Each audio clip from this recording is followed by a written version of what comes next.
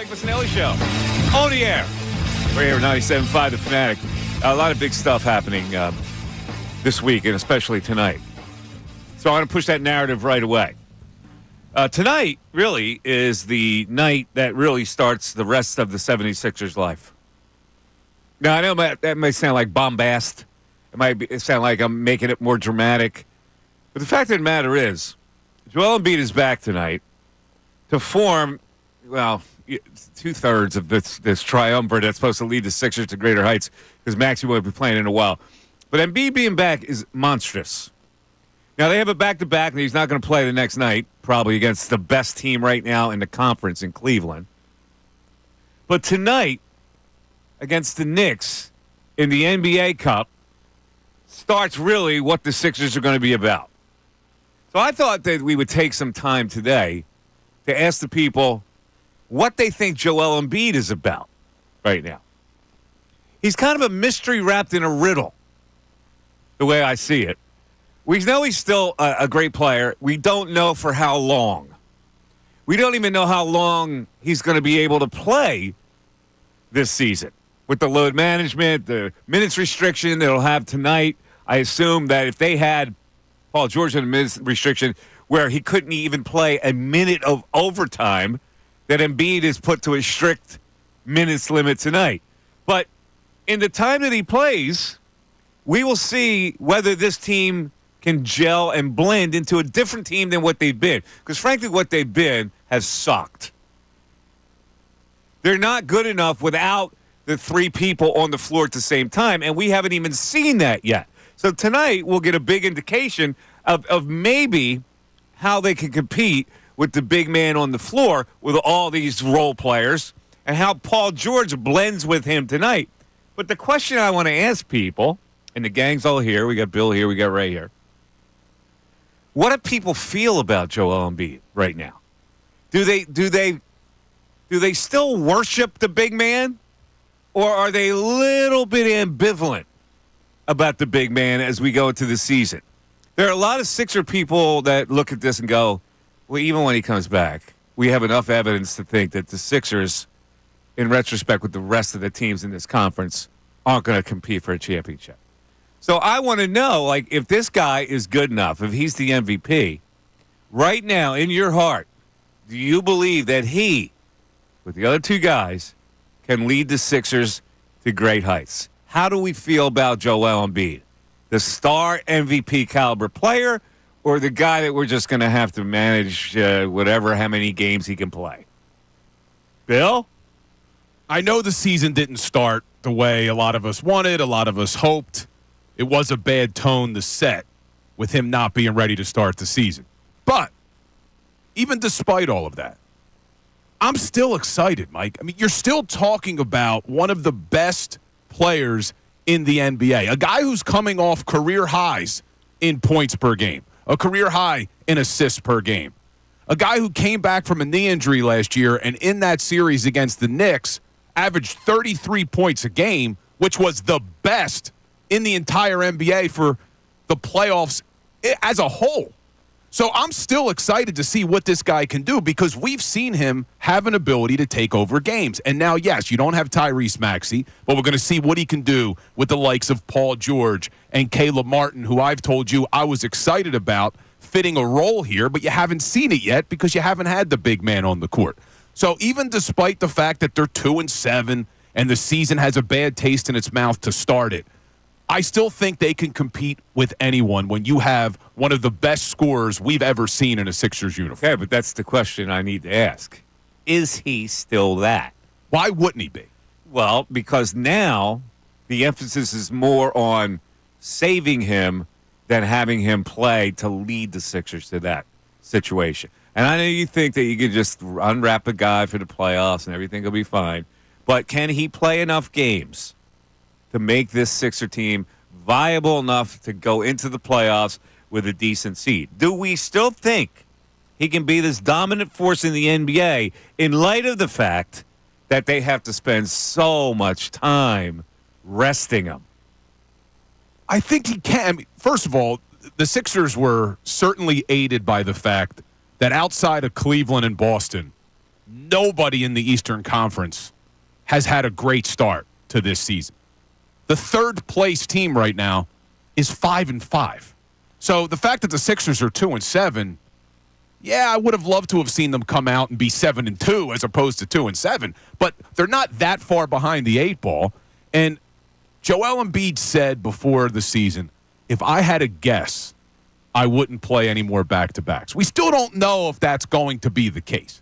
We're assuming. Now, I don't expect him to play tomorrow. What he said, he's not playing back-to-backs. And if I had to guess, he wouldn't play back-to-backs for the rest of his career. So you think it's a foregone conclusion? I don't think there's any question. No back-to-backs this year. There's not going to be any back-to-backs, and you're going to see it this week. So we're talking probably, what did we say, 15 games? Mm-hmm. I still think they'll be in the top 6. All we need to see is them in the top 6. I don't want them in the play. Here's my point. This is the point I want to emphasize to the people. Because I don't know how the people feel about him. Like, if you had a grade right now, the confidence level in Joel Embiid, what would it be from 1 to 10?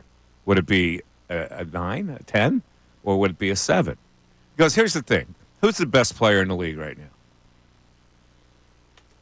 Well, who would you say? It's Jokic. You think it's Jokic still? I mean, it's going away. I mean, he's throwing up triple-doubles like maniac again, right? I'm talking 28, 16, 15 triple-doubles, right? The Denver Nuggets don't have to worry about the health concerns of Jokic.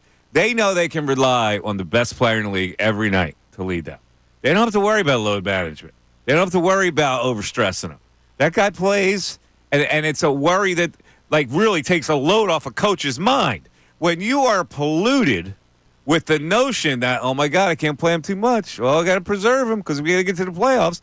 I don't know if that works. I really don't. This is what I want to ask the people. The craziest part about Jokic, though, the guy looks like he's never lifted a weight or exercised in his life. And yet he's not only the best player in the NBA, he's durable. But look, he's in the West. I mean, you look around the East. Why would you not have faith that Joel could still be dominant? The last time we saw him, he was dominant. I have faith he can be dominant. That's not what I'm asking. I'm asking what the confidence level in him now is to lead the Sixers to a championship in light of the fact that you got to worry so much about not playing him. That's my point.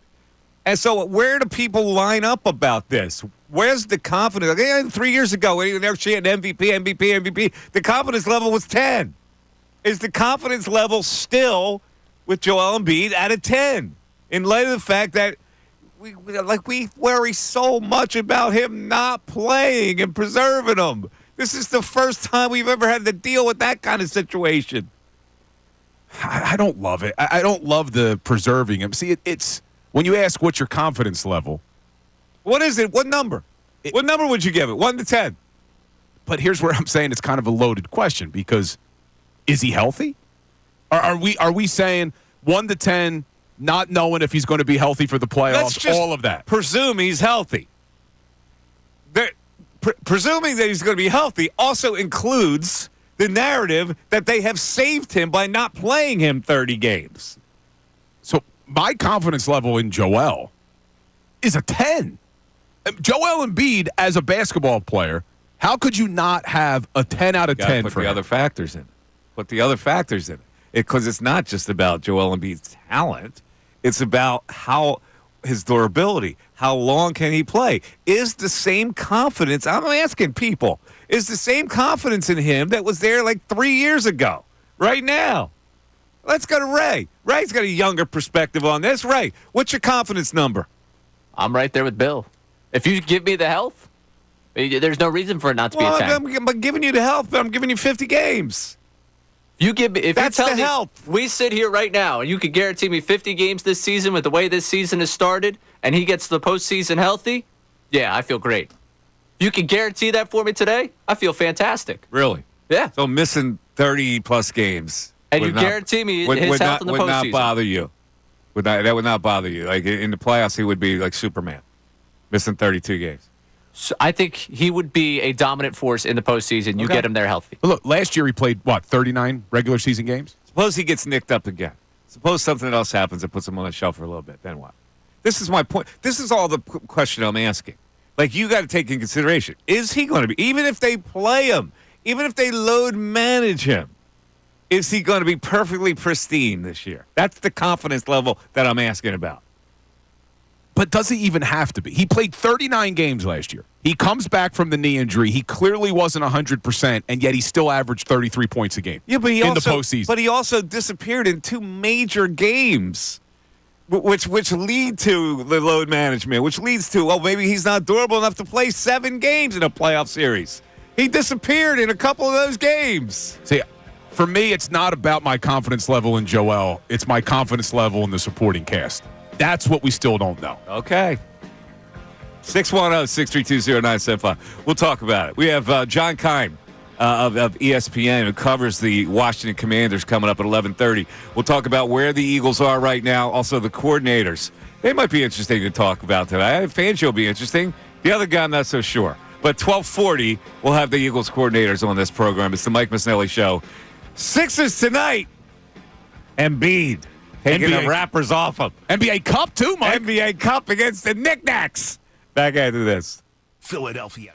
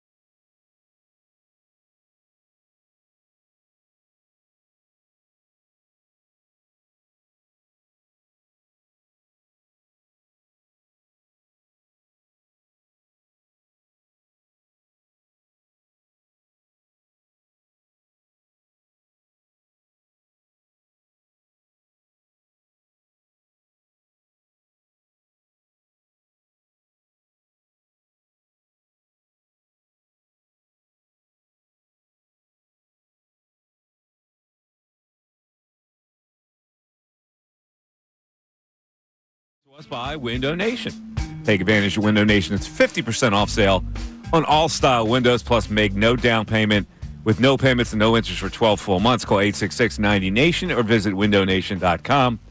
I want to thank all the people who extended me birthday wishes yesterday, and I'll tell you how my birthday wound up. Somewhere along the lines of the show, because it didn't work out the way I had planned. A little bit of a rough birthday, Mike. It was. I'll just give you a little tease. Instead of going to dinner with my daughter, I was sipping a cup of water from a hospital emergency room. Now, it's ridiculous. The story's ridiculous. I'll tell it a little later. But in any event, it's a big night tonight, and Sixers. I don't know what's the line on the game, right? 2.5. 2.5 dogs. The Sixers are. Knicks are favored by 2.5 with Embiid back, huh? That is correct. Well, they probably know he's going to be on a minute restriction. What do you think the minute restriction is? 25 minutes, maybe? 25. And that was Paul George's, wasn't it? Yeah, that's what I'm thinking. Maybe they do with Joel. They go to 25 for Joel? Well, if you know you're going to rest him tomorrow, and apparently he's been practicing, maybe you just let him play. Let me ask you this. If the game goes into overtime at home, what happens if he's at his minutes restrictions? Oh, could you imagine? I'm just They did it with Paul George. This is the Knicks. The Knicks that beat him in last year's playoffs. Minutes restriction. Does he play in overtime? Now, I could not care less about the NBA Cup, but the league wants these teams to care about these NBA Cup games. So I would have to believe that the Sixers wouldn't sit them in overtime in an NBA Cup game. They couldn't. There's no way the league would be happy with that. What do you think, Ray? You're laughing over there. Oh, I'm laughing because I'm imagining you tomorrow after this game goes to overtime and Paul George and Joel Embiid watch as Jared McCain tries to beat the Knicks. I didn't even think about both of them. Come on, Ray. They both hit their minutes restriction. Does either one play in overtime, or would they have the coyoons to sit them both out in overtime? Oh my God, I would pray not. Oh man! And I'm assuming Josh Harris will be there tonight, right? Yeah, he'll be wearing a Washington Commanders hoodie as he sits courtside. Since in 2 days he just has to flip his allegiance anyway. What a week for Josh Harris. He gets back-to-back Sixers games, and then does he come to the link? Well, let me ask you this. How are we supposed to feel about that? Listen, I know capitalism is capitalism, and, rich guys buy stuff. But isn't this the strangest thing? I hate it, man. I hate it. And I get it. It's business, Don't like you you want said. your owner to have 100% loyalty to the franchise that you root for? I do. But even if you're not going to be 100% loyal, meaning you own all Philadelphia teams, how do you own a division rival? Two. Well, the Devils, too. Yeah. But it's like, I don't understand it. So tonight, do you have a Philadelphia Eagle ring the bell? And then in 2 days, so is Josh Harris fist bumping the Eagle who rings the bell tonight, and then in 2 days you're cheering for the Commander? It doesn't even make sense to me. I don't know how fans feel about that. I am curious because I've brought that up before. A lot of people on Twitter don't like it at all. I brought it up before when he bought the Commanders. Yeah, and I'm going, what? I kind of don't like it either. What am I going? It's what people do. It's like, well, not people. Rich people. Rich people. He collects sports franchises because he knows they're great investments and the value will never go down on them. So, should I quibble with that? But it does feel weird. We're not used to it. It's a new frontier. It's going to be strange. All right. Let's get to the phones and hear what people have to say. We also have texts on the board that have different opinion. I'm merely asking a question. The confidence number right now with Embiid. My problem has always been, coming into the season, the emphasis was more on preserving him rather than playing him. I thought that set a bad tone. So, let's see what the people have to say. Ed in North Carolina. What's up, Ed? Good morning. I can give Embiid a 10 for talent, but I'm going to take a point away for his attitude, and I'm going to take a point away for his physical taking care of himself. Oh, what This about guy hasn't what showed about up. the attitude? Let's talk about the attitude. What do you mean by the attitude? Well, Embiid's one of those guys that never points to himself, except in maybe right after a loss to say the right thing to the press. But when you turn around and you turn on the fans because they boo him in his lousy effort, I mean, come on, Embiid. When you show up like you want to win a championship with the attitude and the physique, then you're a 10. So you're saying that because he said I should be more appreciated for all I've done for this town, I should be more appreciated. That rubbed you the wrong way? Absolutely. Absolutely. Because, when it comes to championships, that's the attitude that loses you the big game. And he has been coddled by the Sixers. So let's take him down to a 7 between those three things. Whoa. Coddled, his attitude, and his physical. Bill's not happy about that. He gave him a 7, Bill. A 7. Yeah. And until that guy comes out on that court and shows me that the only thing he cares about is winning a title, I don't see the Sixers winning one with him. I'd rather trade him away and get all the talent and build the team again. Well, you're not going to get a return on that. No, you're not. But you're not going to win a championship as long as he's on that roster. But you don't then try to get crazy to thinking that you could win a championship by moving him. Like that's the thing that you have to. You are here for the long haul with that guy, for better or worse. There's nothing you can do about it. You have to now maximize what he is by putting enough people around him to see if they can pull it off. They've got a couple formidable competitors now that they're going to have to pass. They have treated this season like magically it's going to come together, and by playoff time, they're going to be a contender.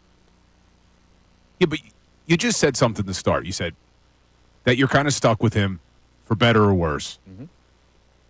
So isn't that part of the reason why they're trying a different approach? They're trying to preserve him for the playoffs with the load management because they tried it the other way. He tried to play through it. He tried to play enough games so he could win the MVP, and there were people who were ripping him for that. No, listen, I guess.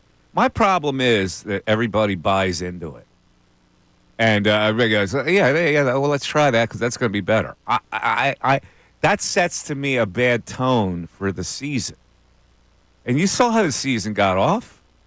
It set a bad tone. Yeah, they were without their players. But the mindset was, oh, well, everything's going to be okay. When we get to March, everything's going to be fine. And that's so many months down the road. I go, you can't even mention March yet. You got to build this. Whatever this thing is that you have to build it. You can't be telling me about how many games he's going to miss. How we're going to load management. There's too much emphasis on that than there is on winning games. I've just pulled up because I wanted to see. The NBA trade deadline is February 6th. So we're saying that you can't wait until March, and maybe you're right, but we have seen trades that happen in February, and a team is able to get together and gel prior to the playoffs. I just think when you say we have Embiid for better or worse. Well, they're trying something different here, and I don't think it's. But when you say they're going to flip a switch, I'm not disagreeing with it. I'm just saying it leaves a bad taste in my mouth. And the only thing I'm asking is what the confidence level in this whole project is now from the fans as it pertains to Embiid. And that last caller, Ed, said that Embiid gets coddled. I don't think that he is coddled in this city. I think he gets ripped in this city. I think he meant he's coddled by his organization, which he is. 610-632-0975. Back after this. Fanatic Sports Update. Quick turnaround to Thursday night.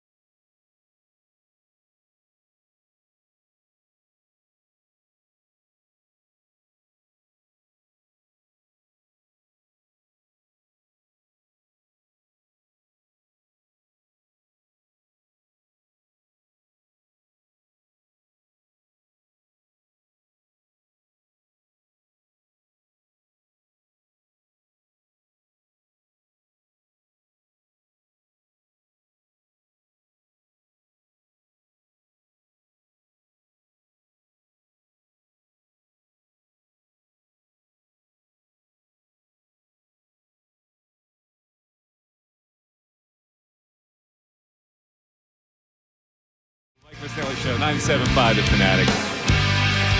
A couple issues will be coming up a little later. And also some boxing issues. We were just talking during the break about this big fight that's coming up. When is that on Netflix? Friday? Friday night? Friday night, Mike Tyson and Jake Paul? Yeah, I'm excited about it. You are. You're going to watch this. Well, Mike Tyson just brings back memories of being when I was a kid. This guy was a beast. Yeah. So now to see him, I know you're no longer a kid, and he's no longer a beast. Yeah, but it's going to be cool to see him try to knock out Jake Paul because even though he's 58, you don't lose power, man. He's going to still have that power punch. I think he kind of lose power at age 58. I don't know, man. I mean, come on. I think he's still going to have that power. You bought the hype, man. Oh, I'm in. You're a hype I'm machine. hook, line, and sinker, man. I'm in. Are you a boxing man? I used to be, not anymore. Like back in the day when boxing was. Yeah, I was too back in the day. In fact, I was telling you a story. I remember two particular fights that I can't get out of my head, and they were both on. I don't know if one of them was on TV or one, but they were both on closed circuit. But the Hagler Tommy Hearns fight was one of the greatest things you'll ever see in life. You never saw that fight? I've Those seen guys highlights of it. slugged Yeah. each other. It was unbelievable. And then it was. I remember this distinctly because I saw it. The people that live in near the Ben Salem area. There used to be a harness track there called Liberty Bell Park. In fact, I used to go with my buddy. We were in high school. We used to go for the last 3 races because you got in free.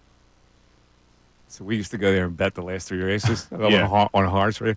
But they hosted a closed circuit viewing of Larry Holmes and Jerry Cooney. What year was You that? don't remember this at all. How long ago was this? 80s. Somewhere in the early 80s, right? And it was racially promoted.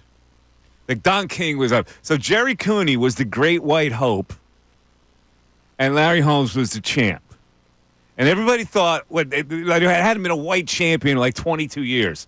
And a gentleman Jerry Cooney, this Irish guy from New York, who had just knocked out it's Ken Norton. And in the first round, he had a one-round knockout. So they said, well, Cooney's going to be the next champion, the Great White Hope. To the point where these white supremacist groups came out of the woodwork and announced that this was in Vegas. They announced they were going to have agents ready to shoot at Larry Holmes the moment he entered the ring. Meanwhile, black groups on the other side answered, but they would have their own armed people on hand in case Holmes was attacked. Jesus, when was this? The 80s? Yeah, it was the early 80s. And they had snipers on the roof of the Vegas hotels, like looking for people who were like suspicious. Damn. It was in the hotel parking lot, the fight, right? When they used to have it in the hotel parking lots. And they built the ring around it. And I saw it on closed circuit TV at Liberty Bell Park. And Cooney got demolished. Gee, I don't know remember that people at that all. remember that, whether we were there. I was younger, obviously, and I went with my buddies, and I'm going, oh, my God, he's getting destroyed. Jerry Cooney. Yeah, I don't remember that. And that was the end for him. Like, after that fight, it was the end. Like, he was this, like, right, he was supposed to be a champion, the whole bit was, hey, you were done. That was the end. That happens a lot where they build up somebody and then they get knocked out and it's over. Yeah, well, I remember distinctly snipers being on the roof. Yeah, I don't remember that. But I do remember when Tyson was at an all-time high and then he gets knocked out by Buster Douglas. And then he comes back and it looks like he's making his ascension back into the tops of the heavyweight division and he bites Evander Holyfield's ear off. Like, that's when I was a kid and I was into it. Well, yeah, that obviously. And that whole custom motto, raising him in a home and the whole bit. It was a great backstory. All right, John in Philly. John, you're on 97.5 The Fanatic. John. Good morning. You hear me well? What's up, John? I got you. All right. So, relatively speaking, I would say my comfort level is a 10. I see your anxiety is bleeding through the airways, Mike. It's not good. It's not. So, you can't give him a realistic 10, maybe a 7, because, the history of him, no matter the combination that he has, that takes it to, they can't get out of the second round. But my biggest gripe is, Mike, how is it you want him to play so many games so that the team collectively could have, a decent or a high seed when a seed has never been relative to their success or their advancement past the second round. Well, I don't know. Wouldn't we I don't want know. I him don't to know be about more- why their success hasn't been. I could tell you that the statistics show you that if you don't finish in the top 3 seeds, you're not going to win a championship. I can't explain the Sixers going down. I can explain a couple reasons why they went down.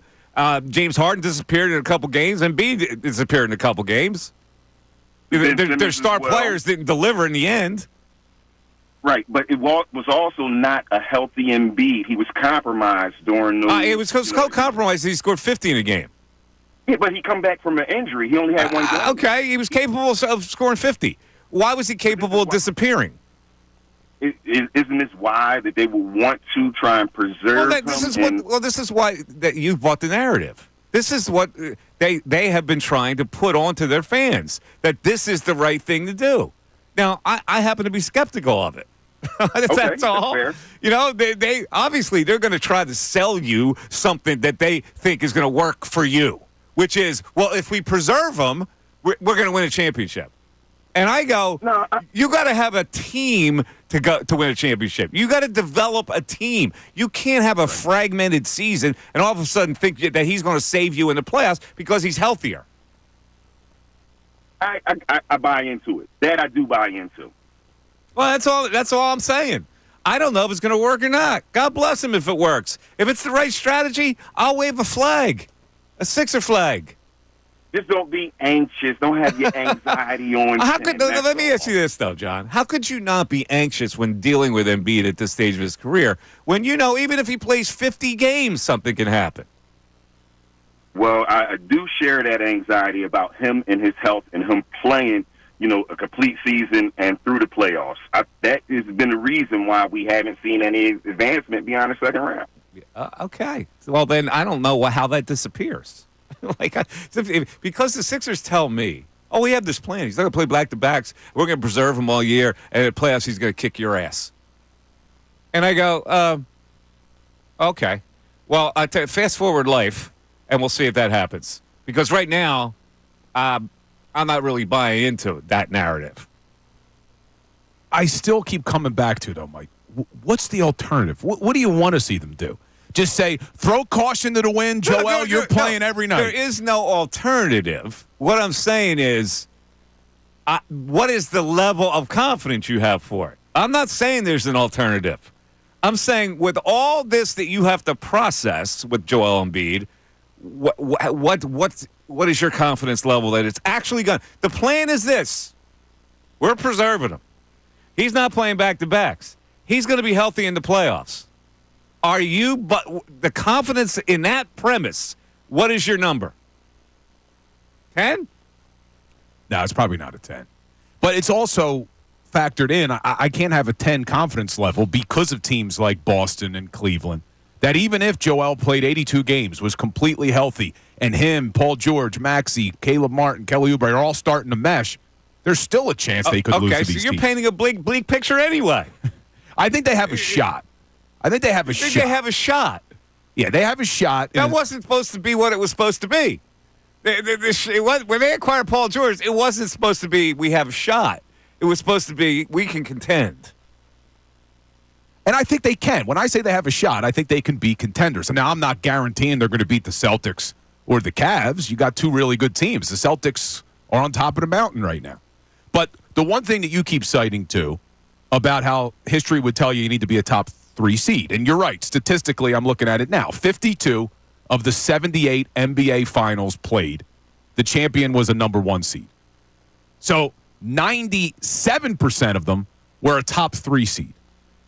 But I think that number is skewed when you look at what the Sixers are going to do this year. Because the Sixers, if Joel played every game, would probably be a top 3 seed. So as long as they're in the top 6, I don't look at them as the same as a normal 6 seed. Because with Joel, they probably would be a top 3.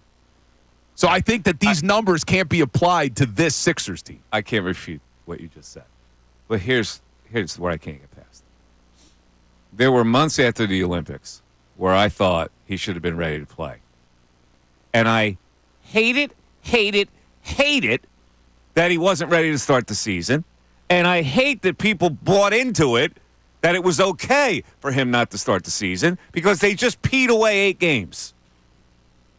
Well, almost 9. It was 2 and 7. So really, I guess you could say the 7 losses. 7 games. The 7 losses. And they barely beat that Chooch team they played the other night in overtime. And they lost. Where a star player was sat out because of load management. They lost to the Pistons. 5 minutes. Paul, can you give me 2.5? Absolutely. 5-minute overtime. All right. Who do you think's making these decisions? Like, I know that we want to be frustrated with Josh Harris and Daryl Morey and Nick Nurse, but I doubt it's the 3 of them who are saying Joel's going to be on a load management program this year. Paul George is on a minute restriction. They're probably relying on their medical and training staff. So if your medical and training staff tells you this is going to give your star players the best chance of being healthy in the playoffs, don't you have to listen to them? Is the medical and training staff actually figuring on overtime? They're putting a minutes limit on during a regular time game, right? Is it possible that they could relent and say, well, it's a home game in overtime, and we're almost getting beat by a crappy team here. Can we stretch that 25-minute limit to 27.30? Is it possible? Who would be the one to say that? I don't know who it is. I don't know who would say it. I would think the head coach could overrule.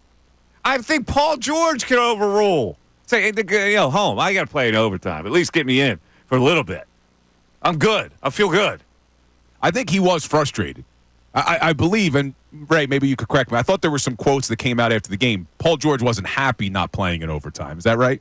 Yeah, I mean, you're going to say you're frustrated when you're watching overtime. Yeah. He said something like, oh, of course I wish I was in there. Of course, yeah, that's what he's going to say. I just don't know how, but I don't know how realistic it is that if before the game, the medical and training staff says to Nick Nurse and Paul George, you are not playing more than 25 minutes.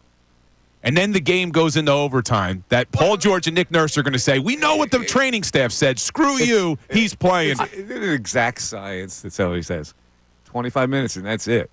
Because when you play 25 minutes in 1 second, that's when you're going to get hurt. The 1 second. But it's a slippery slope. But to that point, one of the big things that they made about back in 2019 when Nick Nurse, Kawhi, the whole Raptors plan was it became kind of a negotiation of, hey, Kawhi, I need you to give me this. Can you go out there and give me that? All right, yeah, I got you here. Can I? Like, to me, that I think there's a negotiation place where, I don't know, you're watching overtime there, like, at some point you got to win a game, right? Like, I never thought I would be watching a game this season where it was Sixers-Hornets, and the Hornets had the best player on the floor. Exactly. That was the terrifying thing of Sunday. And they were 1-7 at the time. Right. So that I'm not necessarily absolving the frustration here. I was sitting there like, hey. I think Ray's on my side here a little bit. But here's how I look at it. If you don't just say bright line rule 25 minutes, well, now it becomes a slippery slope because, all right, the game gets into overtime. We need 5 more minutes from PG. All right, what if the game goes in double overtime? Is he playing there too? Like, if you make a rule, he's playing 25 minutes, I think you have to stick to it because if not, where does it go? All right, 1 more minute. No, 3 more minutes. No, 10 more minutes. You have to just say, this is what the plan is before we go into the game. And no matter what the score is, this is the plan we're going to stick to because let's face it, as much as we all hate to admit it, a regular season game in November doesn't mean that much. But it really doesn't. We want to make it like it's a huge deal. It's not that big of a deal. And I am absolutely on board with the idea that it doesn't mean that much, except for the fact your margin of error is slowly working towards a very thin line. And that's where the anxiety comes from with Embiid right now. In other words, like when you're 1-7. Right. Like the margin of error right now for this season, they have gotten very close to the line that you would draw in the sand. How about we do this? How about the minutes restriction rules are written in pencil? That's what you want? You write them in pencil. And in pencil, you go, okay, you add this in pencil. He can only play 25 minutes, subject to overtime period when you can lose to the horrid Hornets. You want an asterisk? We put that in there. You want an asterisk? Except for the fact that we can play 5 minutes in overtime to prevent losing to the Hornets. I get it. But even to Ray's point that you're getting close to really getting behind the 8 ball, whatever word you just used. Margin of error. You used behind the 8 ball 3 times already. Yeah, what did you say? Because you're all I was saying hockeyed the up. margin of error. The margin of error. There we go. Margin you of error. get the 8 ball hockey. I got the 8 ball going. The Flyers won last night. didn't Yeah, the different type of 8 ball. they? Yeah, big win for them. Shootout. Michkov. Back playing. Yeah, how about Michkov last night? But- And then how about after he scores in the shootout, he gives the "Are you entertained?" celebration to Wells Fargo Center. But my point is, the Atlanta Hawks made the playoffs last year, 10 games under 500. So I know that we're concerned, and they're 2-7, and it's concerning. They're going to make the damn playoffs. It's not, to me, it's not about making if you are the Hawks this year, we got a lot of problems for what you built because you're going to go into the postseason with the chance of basically having to win, 2 games to get yourself a series? Like, you're already adding more games to the total of an older team. Like, I'm not. They're not going to finish 10 games. But that's under. what I'm saying. not. Like, if you throw the Hawks out there as the example, the baseline of where you want to be is outside the play-in. You want to be outside the play-in. And, hey, bless the rest of the Eastern Conference because all of them decided, hey, pretty much outside the Cavs and Celtics, we're taking off the beginning of the season too. So everyone else starting slow, thank you. I appreciate it. But it's not a good spot to put yourself in to be working from behind the 8 ball from the beginning of the Behind the 8 season. ball. If I'm wrong, like I can always say I'm sorry. I just don't know what the alternative is. If I'm rrr, let's go to text board. What we got right on the text board over this? We got people on both sides here with the confidence conversation. So Dade in Philadelphia, on confidence of 21 getting through a whole season, full playoffs of 4 out of 10, you can't trust him not being injured. You can't guarantee 50 games. Now, Khalil check it in with my confidence is a 100 on Embiid. How can Mike flip over one season of games he hasn't even missed yet? How can you keep making up different narratives? Just ask the same question. He just has to stay or be healthy. Calm down, Mike. I'm with Bill. This is a different cast of players to go along with. Go Sixers. There's enough games to get that cast of characters to play together to the point where they're really a viable contender. That's all. Because I'm not an idiot. I've watched the NBA for a really long time. I see how things work in the NBA when a team builds a culture and gets to the playoffs and then wins. That's what I've seen. I haven't seen a fragmented team thrown here, column A and column B. I haven't seen that yet. Yeah, look, if we all had our choice, if you could guarantee that Joel would be healthy for the playoffs and he still plays 82 games and this team gels, that would be what we would all choose. But that's just not the reality with Joel right now. Physically, if the training and medical staff is saying that this guy needs to be load managed to give him the best chance to play in the playoffs, I think we have to go with it. The alternative is you just ignore the medical staff, you ignore the training staff, and you say, no, he's going to play. And then if he's not healthy, we have 0 shot. So at least now you have some shot. I'm not ignoring anything. If you don't put them in a minutes restriction, put it on a minutes restriction. Let's start that at game 1, for crying out loud.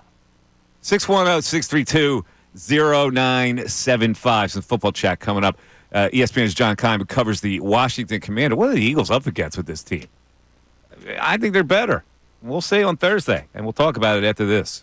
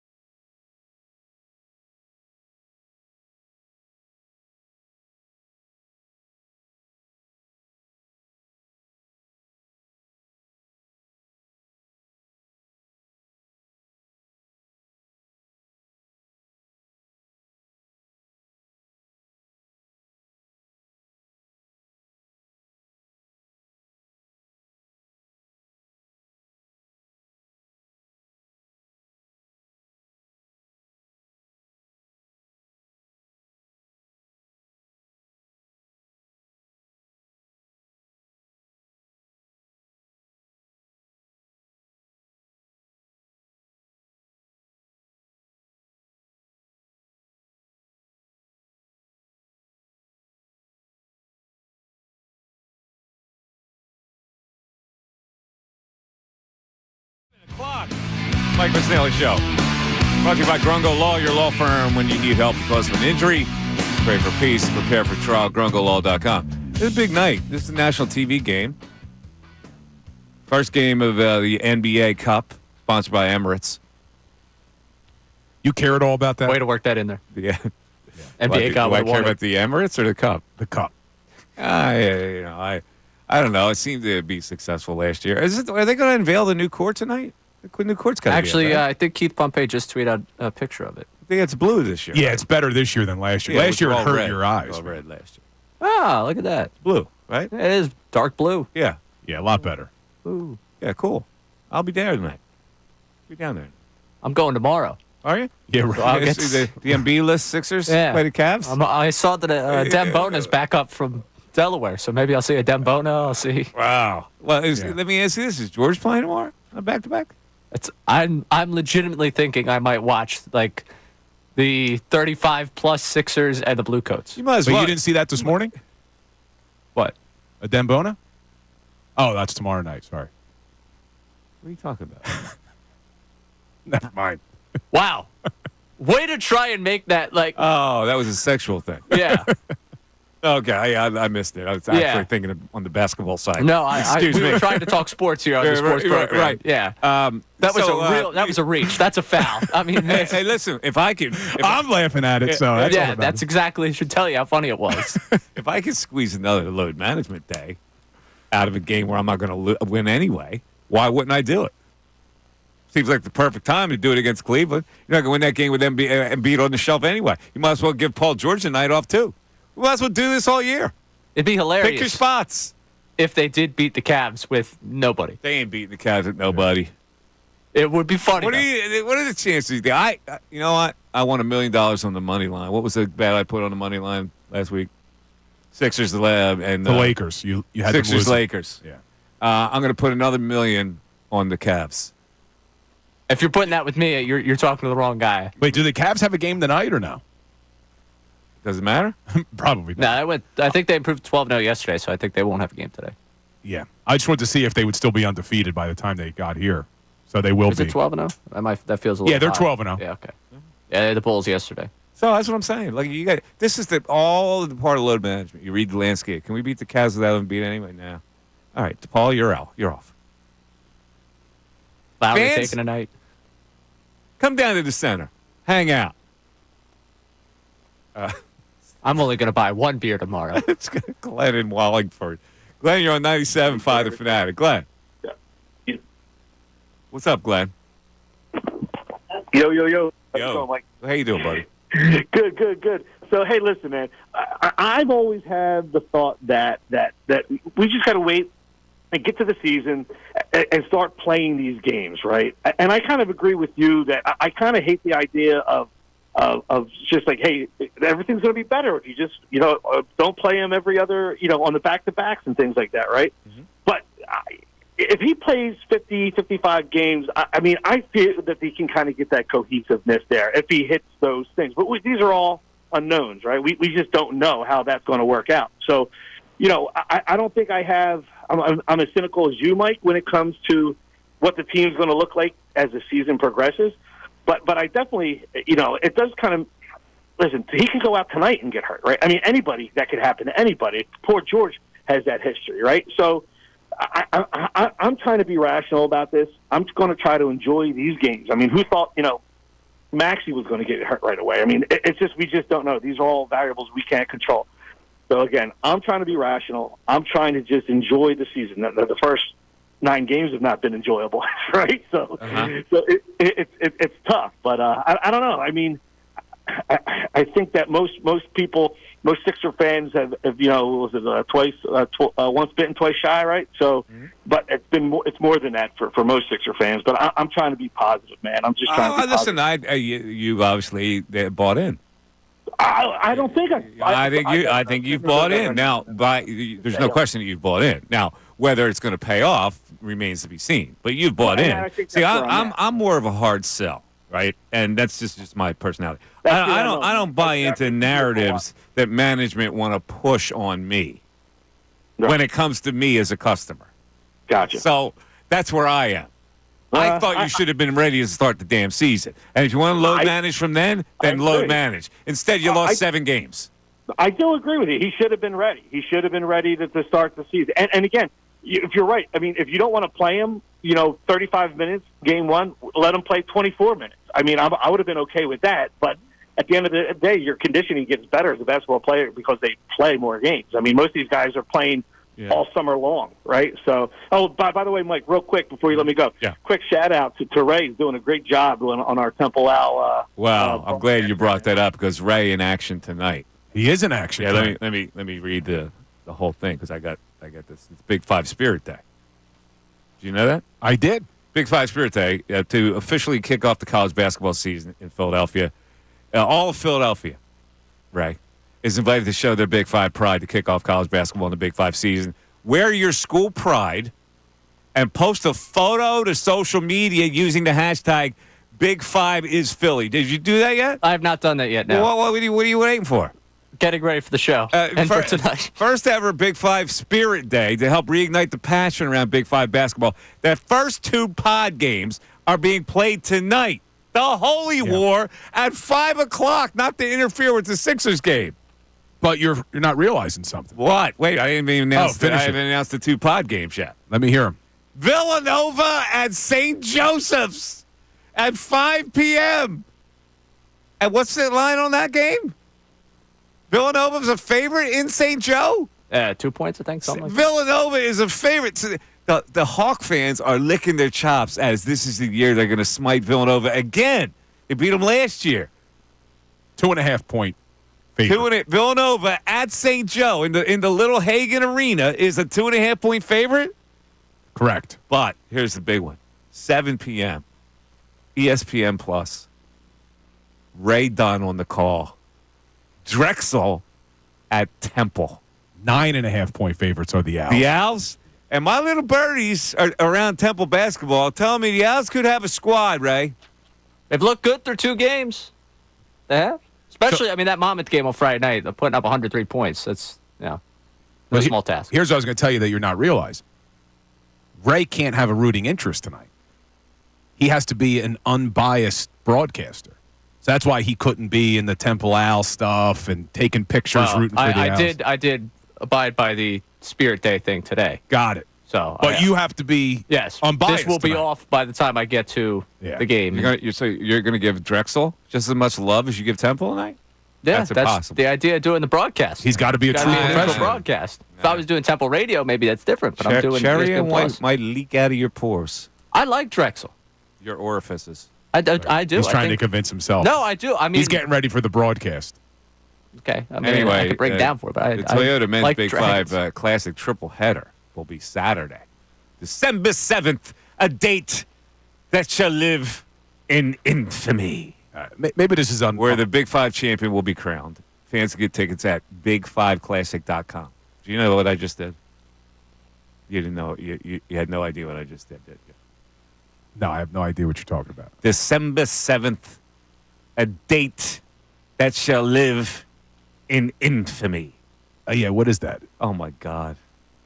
You know, oh, Ray? my I do. God. I kind of want to see you flounder. The hell? Date that shall live in infamy. It's one of the most famous presidential quotes ever. Yeah, I'm lost. Man, what is I need my coffee. Where's Bill in history class? Bill playing football. Bill football field. Today we're talking about FDR. Where's Colorado? Oh, Bill on football field. FDR? What? I'm kidding. I know that. I know who FDR is. Oh, my God. Anyway, back to sports. All right. So, back to the sports talk here. Is it... Go ahead. I was going to... No, I'm done. I may take the rest of the show off now. I'm getting killed in the YouTube chat. Who's the 33rd president? Dick Buckus? I'm getting killed in the YouTube chat. I thought he was talking about sports. All right? Get off my back, YouTube. I know, it's Pearl Harbor. I was thinking if it was a sports quote. All right? That's all right. Don't worry. My phone's already blowing up with texts killing me now. I'm getting killed from everywhere. Oh, man. Who's- I'm getting killed. who was the architect of the New Deal? Norm Van Brocklin. Listen, I got my mind on sports right now, all right? 610. You opened this segment with an Dembona joke. 0975. Mike Missanelli show continues. Tuesday.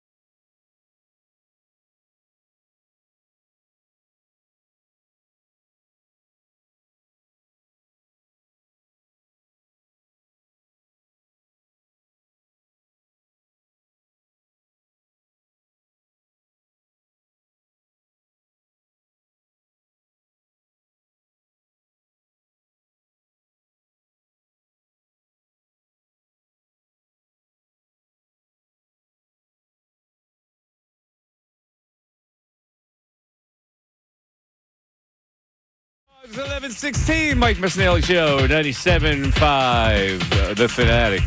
We had a lot of people on the line that left during the commercial. Text board's blowing up. The text board's blowing up about the Embiid situation. And I'm merely asking a question. What is your level of confidence in this whole Embiid thing? What do we think of him right now? Do we still think he is the dominant force in the NBA? Do we still think that him being back and being load managed is going to lead the Sixers to great heights here and maybe win an Eastern Conference title and play for the NBA championship? What would be your number of confidence in that premise? Bill's at 9-10. Ray's up there too.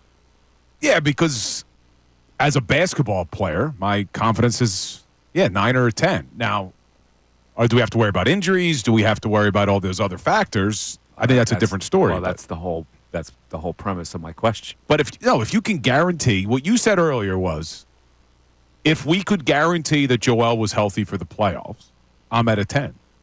I don't see how you couldn't be at a 10 with what you've seen from Joel Embiid. He's coming off. See, this is the thing that I think people are failing to realize. They think that the window has closed on Joel. Joel had career highs last year in a lot of categories, even though he only played 39 games. Before he got hurt to start the season, he was playing at a level we've never seen Joel play at. Better than his MVP year. And then, unfortunately, the guy falls on his leg and he hurts his knee. But Joel is still, when healthy, and I get it, that's a big if, but when healthy, he is still one of the most dominant, if not the most dominant player in the NBA. So now you've given him a supporting cast, which we've talked about this before. I still think this is the best supporting cast he's ever had. I think it's even better than the year he had Jimmy Butler. To your point, though, can they come together and mesh and do all that before the playoffs? It's still a long season. There's still plenty of time. 50 games together, I'll feel good. Okay, 50. That's all I need to see. 50 games with the big three together. Hopefully, Maxey, any word on when he's coming back? I'm assuming another couple weeks. Yeah, no word. He was dressed to the nines last night. He had that little plaid jacket thing on. Yeah, he was too happy not playing. I didn't like it. What do you mean he was too happy? He was too happy on the bench. He was too happy. I felt like he almost was enjoying it, like taking a couple weeks off. 10 minutes ago, you said you had no idea about Pearl Harbor, and somehow I think that's the dumbest thing you said this hour. Too happy? He was too happy. Tyrese Maxey's entire thing is being happy. I know. He's got to get a little bit... What did you want him to do? He was happy for McCain, who was playing out of his mind. After the game, he was. During the game, I don't know. During the game, they were loving his making those pull-ups. How many guys are sitting there with the frown when they're out? Wait, I don't understand. How are you supposed to act? I don't know. I'm just watching the game, and maybe this was just me. I'm watching the game, and they keep showing him on the bench, and he's like so happy. And I'm thinking, I feel like he's enjoying himself not playing. You didn't have a problem with McCain yucking it up with a LeBron autograph jersey. It's after the game. It's after the game. The kid's his hero. The guy's his hero. But they had lost. I'm just hating, I think. All right. Yes. I think I'm just hating. 610-632-0975. It's got a Dom on the cell. Dom, you're on 97.5 The Fanatic. Dom. Mike, Bill, Ray, how is everybody doing today? What's up, Dom? How you doing? Yeah, is this Big Dom? Not Big Dom from the Eagles. Big Dom from the Legacy Club? This is Big Dom. What's going on, my brother? It's my golf buddy. How are you, Bill? Bill, I'm with you. I'm excited to watch the Tyson-Jake Paul fight. For the same reason. Now I know. Listen, Mike Tyson is not Mike Tyson anymore. He's an old man. But I'm going to watch this for the same reason I watch when Tiger Woods plays golf. You get nostalgic. You want to see the moments of greatness from the person you grew up watching. So for me personally, that's why I'm tuning into the Tyson fight. I mean, I think he's going to get killed. You think Tyson's going to get killed? Listen, he should. He's an old man. Bill doesn't think so. Bill thinks Tyson's going to whip him. Well, I think they're doing, 2-minute rounds, I think, which could bode well for Tyson. Yeah. And all he's got to do is catch him with if he catches him with one punch, I think Tyson still has power. Even at 58, I think he still has power. Jake Paul's never been hit like that. I agree. And that's why I'm tuning in, because I want to see that moment where Tyson shows he's still got a little bit left in the tank power-wise and just catches him with one. And, we'll see what happens. But he's an old man. He should lose, but I just don't want to see it happen. Oh. But as far as the Sixers goes and load management, I hate load management. But I hate it through the lens of me being a father with a young son who I'm trying to get into basketball, and I want him to watch the stars of our team play. He doesn't get excited to watch basketball because he doesn't get to see Joel Embiid play. And as a father, selfishly, I want him to start getting into basketball and watching it for that reason. It's part of the equation. Yeah, I get it that fans deserve to see Embiid. My distaste comes from the emphasis on him not playing than playing. That's not it's not a good way to start a season. It's a bad mindset when you're trying to preserve rather than play. Yeah, it's not guaranteed that he's not going to even get hurt when he does play. Exactly. So just play. Maybe calcify those hands a little bit. Get a little tougher, a little stronger. I think iron does sharpen iron, and I get that he is a little older, but still, play. You get in basketball shape. You're ready to go for the playoffs, even if you are dinged up a little bit. I've never seen a team go into the NBA playoffs with all their stars at 100%. I don't think it ever happens. So why are we trying to make it happen when it doesn't happen anyway? Well, he's had so many injury problems that have beset him come playoff time. It almost seems like they're scrambling to get through the playoffs with him. So I understand the premise. The premise is it's not as easy as this, though. If you preserve him, he'll be 100% to play every game in the playoffs. That's what they're suggesting that's going to happen. And I go, maybe. But if you can guarantee me that, look into a crystal ball, then that's when I'll buy into it. See, I just keep going back, and we talked about this a lot a couple weeks ago when the season started. We had that caller earlier. He said, "Well, you're buying into the narrative. You're buying into the narrative." Mm-hmm. Well, you are. But everybody is. Yeah, but my question is, what other alternative do we have? Well, but for the Sixers thinking that this is the best possible path, why would they be selling this narrative? Like, what benefit would the Sixers have of not playing Joel if they didn't think this was the best possible chance to win? They're taking a shot. That's what they're doing. They're taking a shot. There's no exact science that he's going to be healthy for the playoffs. They're taking a shot, and they're selling you that premise. And most of the people are willing to buy it because most people want him to be healthy for the playoffs. So the easiest thing you can say is, well, he'll be healthy for the playoffs if we sit him out. That's the big con here. The con might be the truth in the end, but they're selling you the con. Are they not? You're buying into their narrative. Yeah, but I don't think that it's a con because there's no benefit to the Sixers to be saying, oh, you know what? It's a con. We just don't want Joel to play. Yeah, it's a con in that they can't predict that this is going to be the right thing to do. They're telling you it's going to be the right thing to do, so you buy into it, so you stay off of them. So you stop complaining that you go along with the program. Yeah, I'm not a go along with the program guy. Yeah, but I'm going to give... That's why you question your teachers when they try to teach you something. I get it. You're not wrong. I got to throw that one out. But my thing with the Sixers is, and I know we've had our frustrations with the Sixers over the years, but if they truly believe that this is the best path forward, why would they? See, when you say it's a con and all this, it would be a lot easier for them to just say, all right, fine, we're going to play Joel. The fact that there's all this negative backlash about the plan with Joel, you actually got to give them some credit that they're trying something that's not a popular move. I don't know. It's just like God created the universe. And I go, well, who created God? Well, there's no answer to that.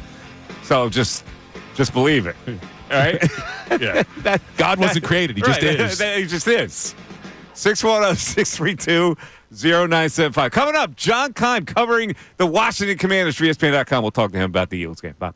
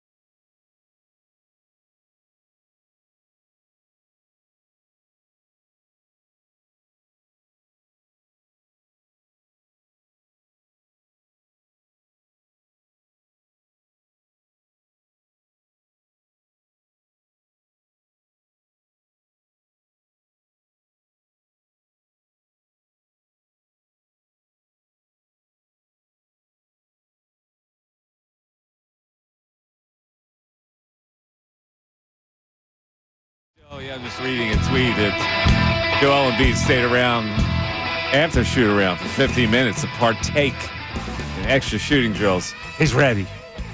But we're also ready for some football. Big Thursday night football game. This is huge. Who would have thought this game would be for supremacy in the NFC East at the start of the season? But the Washington Commanders, even losing to the Steelers last week, are right there. And I don't know if it's a must-win for the Commanders. We'll see how our next guest sees it. He is John Keim. He covers the Commanders for ESPN.com. He's on the Comcast Business Hotline. Hello, John. How you feeling? Hey, guys. How are you? Good. So the narrative of this, it's not really a must-win game for the Commanders, but since they lost to Pittsburgh, they got some ground to make up. And if the Eagles win this game, that's 2 games in the loss column. So how are the Commanders approaching this coming off a short week? I wouldn't call it a must-win simply because, they have a good schedule coming up after that. So, I mean, their goal, obviously you want to win the division, but I think after the other day, they're a bit banged up right now. To call it a must-win would be difficult, just because then what? And I think that, you know what I mean? So I don't view it that way. I don't think they view it that way. I think it's more, how do you respond from a tough loss the other day when you are banged up? Yeah, it's a very physical game against the Steelers, obviously, and the Eagles got a little less of a load on Sunday. So, how mentally prepared and physically prepared will Washington be for a challenge like this early? I think mentally prepared, fine, because I think one of the things that really jumped out with this team is a couple things. One, they're very, very tough-minded team, and they play tough. And I think they handle situations well. And I say situation because whether it's a big win, whether it's a tough loss, they've responded the same way each time, right? So I think they'll handle that part well. The injury part is always hard. Like Brian Robinson did not play last week because of a hamstring injury. Not sure yet his status. You had Marshawn Lattimore, whom they traded for, could have been a big help against Pittsburgh last week for sure. But he's out with a hamstring injury, and I have my strong doubts that he'll play Thursday. They have Andrew Wiley, their right tackle, missed the other day with a shoulder injury. I don't know his status. So, there are things that are piling up for them for a short week that would make it more difficult, right? Not impossible, but more difficult. And, but I don't worry how they respond mentally because I think this is a strong mental team. Second most efficient offense in the NFL. They're pretty good. Defensive, really kind of still a work in progress. So when you look at the Eagles now, they've flipped the script. They're more rushing oriented, and they do the sparingly big play that has helped Hurts be, not exactly a game manager, but close. He's still making big plays, but based off the running attack. Yeah, and that's the problem for this team because they have struggled to stop the run consistently. So I think that's an area of concern. And, why that is, it kind of varies from the game to game. The Giants ran crazy on them in the first half a couple weeks ago. And then the second half, it was more third down pass coverage, where then they stopped the run in the second half, but they were double teaming the tackles and creating, the math won out in those situations, always had the numbers advantage, but they were double teaming the tackles. They kind of got rid of, they were able to kind of get away from that or stop that, but it's been a problem. So I think that, and Barkley is obviously as good a back as they will have faced this year. So I think sometimes it's guys getting out of position a little bit. Sometimes it's guys not filling the hole quick enough, or the gap is a little bit too wide for a safety coming up to fill. You know what I mean? So it's just one problem after another with that, but that has been a consistent issue. Talking to John Keim, covering the Commanders with their owner, who will be courtside to Sixers tonight, and then I guess I'll go home and rest for a couple of days, and then show up at the Commanders game as the owner, which is very odd for all of us to process here. But talk to me about this quarterback, Jaden Daniels. I didn't see it coming. I got to be honest with you. I didn't think he was going to be this successful this early. And now there's a conversation, even in Philadelphia. Who would you rather have, Jaden Daniels or Jalen Hurts? So talk to me about this kid. I thought he'd be good because of it, because you're around him, right? And around him in the spring, around him in the summer. So before the season even started, I thought he was going to be a good quarterback because the work he puts in. And it's next level. And then you combine it with the talent he has, the deep ball accuracy that he has, and the smart play that he brings. And it's not surprising to me that he's off. Now, there are some games you're like, all right, this is going beyond what I thought he'd be right now. But even before the season, Zach Ertz, obviously former Eagle, I was talking to him about it. He goes, I'm not saying that he's going to be good down the road. I'm telling you he's good right now. This is before the season started. And there are, I can tell internally, that's how the coaches were feeling, like how high they were on him. So, I think Jalen's done a nice job. I think in a year or two, I'm not sure that a lot of people would ask that question. John, in Philadelphia, it seems like the fans are a little reluctant to go all in on this Eagles team as being a contender. So I'm curious, you on the outside looking in, what do you think about this Philadelphia Eagles team this year? I think they're still the team to beat in the NFC East. I mean, that defense is playing really well, and the secondary seems like it's very good right now. And you got to, it's funny because that defense usually had been built on the D line, but the secondary, the back seven, has looks like they're playing really well. I think the offense is operating at a high level just because of the going to the run game emphasis and using Saquon Barkley. And then you mix in the ability with Jalen Hurts to get the ball to the playmakers. I mean, it's really the only thing that you always wondered about from the outside, to be honest, is like, how are things going to go with Sirianni and the team? That was the big thing. But the talent and the potential there. And the last 5 weeks, looks like from the outside, it's looked really good. Oh, interesting that you bring up the coach, because I was just about to ask you this. As an out-of-town reporter of the NFL, what is your perception of Nick Sirianni?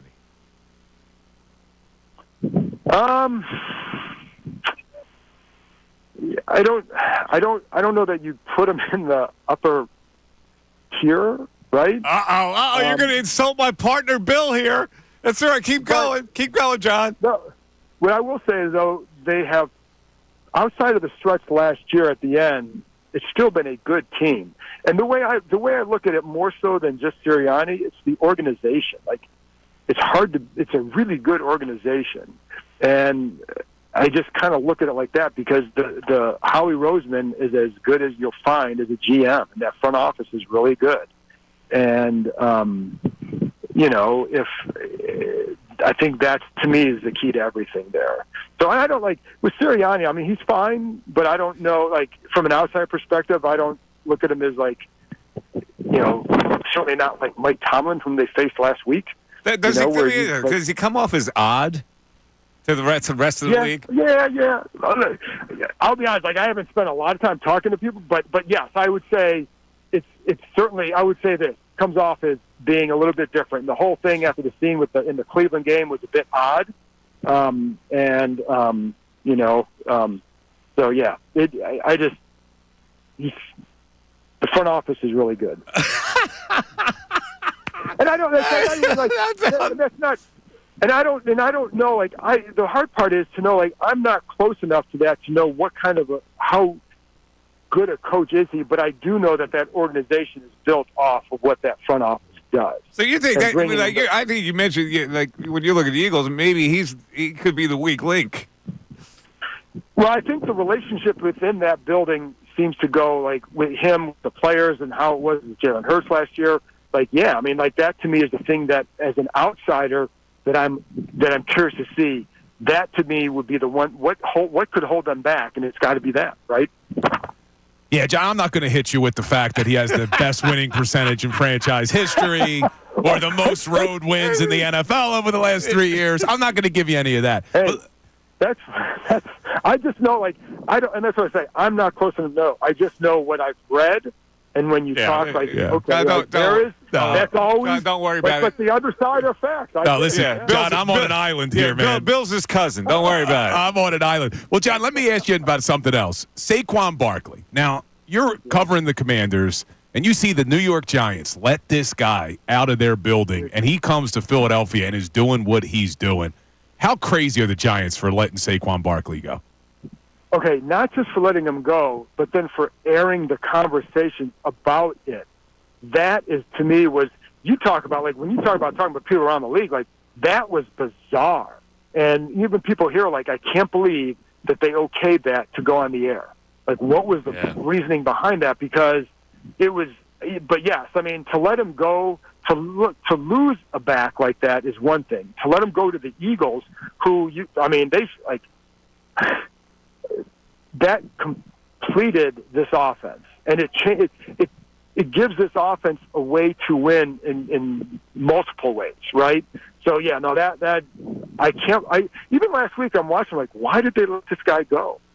Yeah. And why? But here's the other thing: why did they give Daniel Jones $40 million? Like that was, as they've made some ridiculous decisions over the last couple of years, and it's no surprise why they are as bad as they are. And like I talk about the front office of the Eagles, like why they're always good. The reverse is true over there. Like, that was bad. And again, to air it was just simply unbelievable. Last question, John. What is your perception of Mr. Josh Harris as the Commanders owner? Well, you got to understand, and it's going to be different than what Sixers fans are how they're going to view it. But you have to understand what I covered for 2 decades with Dan Snyder. Like, it is so different here, and it starts at the top. And, Josh Harris coming in was, for this fan base in particular, was a breath of fresh air. And it's calmed this franchise down, but then it was the ability to go out and get Adam Peters as GM, who then got Dan Quinn, and then they get Jaden Daniels. So in 1 year, this place has been transformed, and it did start with Harris buying the team. And I think, again, like, however he's perceived in Philly is not how he's perceived. Yeah, I don't even know if we have a perception of him in Philly. He's just kind of there. Yeah, and I know, because sometimes you see or hear things from Sixers fans or whatever, and I love Philly. My son went to school at Temple, so like I love it as a sports town. It's passionate, but I do know how whatever they think of him there, like it's all positive because the bar was set low coming off of after Dan Snyder. Like, if you couldn't hop over that bar, there was trouble. But he has done a good job. And this play, like, they're spending money on a stadium that hadn't been invested in decades, right? So, there's a lot of good that he's done here. I can see that. Our producer Ray Dunn is a Temple grad as well. So, all right, there you go. TU, Cherry and White. Go Owls. John, thank you so much for coming on. We appreciate it. It was fun. My pleasure. Thanks for having me. There he is. John Keim covers the Commanders for ESPN.com. Yeah, and you're leading them down the Sirianni road. I didn't lead him anywhere. You're leading them down. He said I'm the dumbest coach in the world. He said it from the show. Oh, I think if you're talking about the Eagles, maybe the weaker link is Nick Sirianni, the first ever system coach. Yeah, keep on hating on the man. Keep on hating on the man as he keeps winning games. Well, I don't know. I think they give a good front office. All the guy does is win, man. You got red. All he does is red when he said that. Because I think that we, as a fan base, are taking for granted what we have in front of us right now with this Eagles team under Nick Sirianni over the last 3.5 seasons. It's crazy, and everybody wants to focus on what happened at the end of last season, and I get that was bad. But when John just says to us how good the front office is, the front office failed the Eagles last year. They failed to give the Eagles quality personnel on the defensive side of the football. And with the delay, going to the Super Bowl and losing both of your coordinators in the way that they lost their coordinators, they were, let's say it again, behind the 8 ball, right? That's been the theme of the day. They were behind the 8 ball in hiring coordinators. So Sirianni takes all the blame for what happened last year, and he shouldn't. There were a lot of factors at play. And now, to Howie Roseman's credit, he's given this team quality personnel on defense. They went out. They had time to do an extensive search for their coordinators. They got Fangio. They got Kellen Moore. And look where this team is right now. But yet we want to focus on as a fan base, Sirianni's a goof and a clown. The guy has won every single season he's been here with different nobody's coordinators. Nobody's focused on him as a clown right now. They've won several games in a row. I'm funny how? I mean, funny like I'm a the clown. guy just said, outsider perspective said, he's kind of a weak link. If we polled the audience right now, there aren't, I would say, 5% of people that would give Sirianni credit for them being 7-2 and in first place. He's in a holding pattern right now with the Eagle fan base. They're not, they're not going to go overboard and call him Vince Lombardi, but I don't think they're displeased right now either. So I'm getting accused of being in love in the chat. Oh, my God. You couldn't wait to get that stat out for the guy. It's not love. Talking about. It's not that I'm related to Nick Sirianni, which is not true. Some of the listeners actually think it's true. Oh, I've had people tweet at me. Now we understand. We didn't know you were his cousin. No, that's a shtick. It's not real. Yeah, it's not his cousin. I'm not really related. If there was a biometer on you, when John Himes said he was the weak link, your biometer I got angry. plunged into the cellar. Well, because and then you throw the stat up. Well, you look at the last 3.5 seasons with this team winning as much as they are, and you look at the coaching staff. What has been the one constant? The head coach. There's been a different offensive coordinator almost every single season. There's been a different defensive coordinator almost every single season. There's been different position coaches. But yet, the constant is the head coach. But when they win, Sirianni got out of the way, and when they lose, it's all his fault. It's not a true narrative. The head coach should not be blamed for the losses, but not given credit for the wins. Hell yeah. Hell yeah is right. Man, I'm getting all worked up now. I should have played this for our man John from ESPN, covering the Commanders. We'd like him to come back on the show when they play the Commanders again, so maybe not. Save you know what's crazy? The craziest part of all this is the only person that has agreed with me on this topic is the clown, Pat McAfee, saying that they should give credit to Nick Sirianni. Let's play him. Since we're on this topic, we have McAfee talking like this, and not normally something I would play because I don't understand. Maybe he's a genius. I don't understand. Maybe the whole McAfee is a genius. Or maybe you're more like him than you'd care to admit. Yeah, so I think he has a glancing interest in the deep matters of teams. Like when he dabs into the Eagles, he's talking about it. It's like a glancing interest. He doesn't have the interest like we have. We're immersed in it. But so he could say these superficial things. So here's what he had to say. Philadelphia Eagles win? Yeah, in very convincing fashion. I couldn't tell on the internet. Who's our coach? Who's our Nick Sirianni. So head coach Nick Sirianni of the Philadelphia Eagles won again? Yeah. Yeah. What's their record? Do we know? 6, 7? 7-2. 7-2. 7-2? Yeah. Wow. Probably first, actually, in the division now because the Commanders lost. Yeah. So the Philadelphia Eagles just absolute wagon. Mm-hmm. Do you think any of that has anything to do with the person coaching the team, or you? No, that wouldn't make much sense. No, Sirianni had nothing to do with this, right? No He was just kind of there. Wow. Pat McAfee, do you hear the sarcasm? Because he's not wrong, man. We are ridiculous at times as a fan base. And I was critical of Sirianni for the decisions made in the Jaguars game, as we should have been. I was critical of him for the decisions he made in the Saints game. But to think that that's the only thing that a head coach does, and to think that he's the only coach. If you watch the NFL on Sunday, Mike Tomlin made ridiculous decisions. Coaches around the NFL made ridiculous decisions. But all this guy does is win, and we want to focus on... Thank you, Ray. We want to focus on the small sample sizes of everything and blow them up. He's never had a losing record as a head coach, ever. And they're on pace for another winning season. Yeah, Pat, go wash your 40 tank shirts, you flappy arm bastard. 610-632. We should rock the tank tops here in the studio. I'm wearing a tank top tomorrow. Of course you would. Screw it. People say I wear tight shirts. I'm going tank tomorrow. This is why I work out 5 days a week. I can wear a tank shirt. Well, McAfee don't even have arms, man. That's what what did you hear what I said? The flappy arm bastard? Yeah, flappy. Oop. You didn't even hear that one.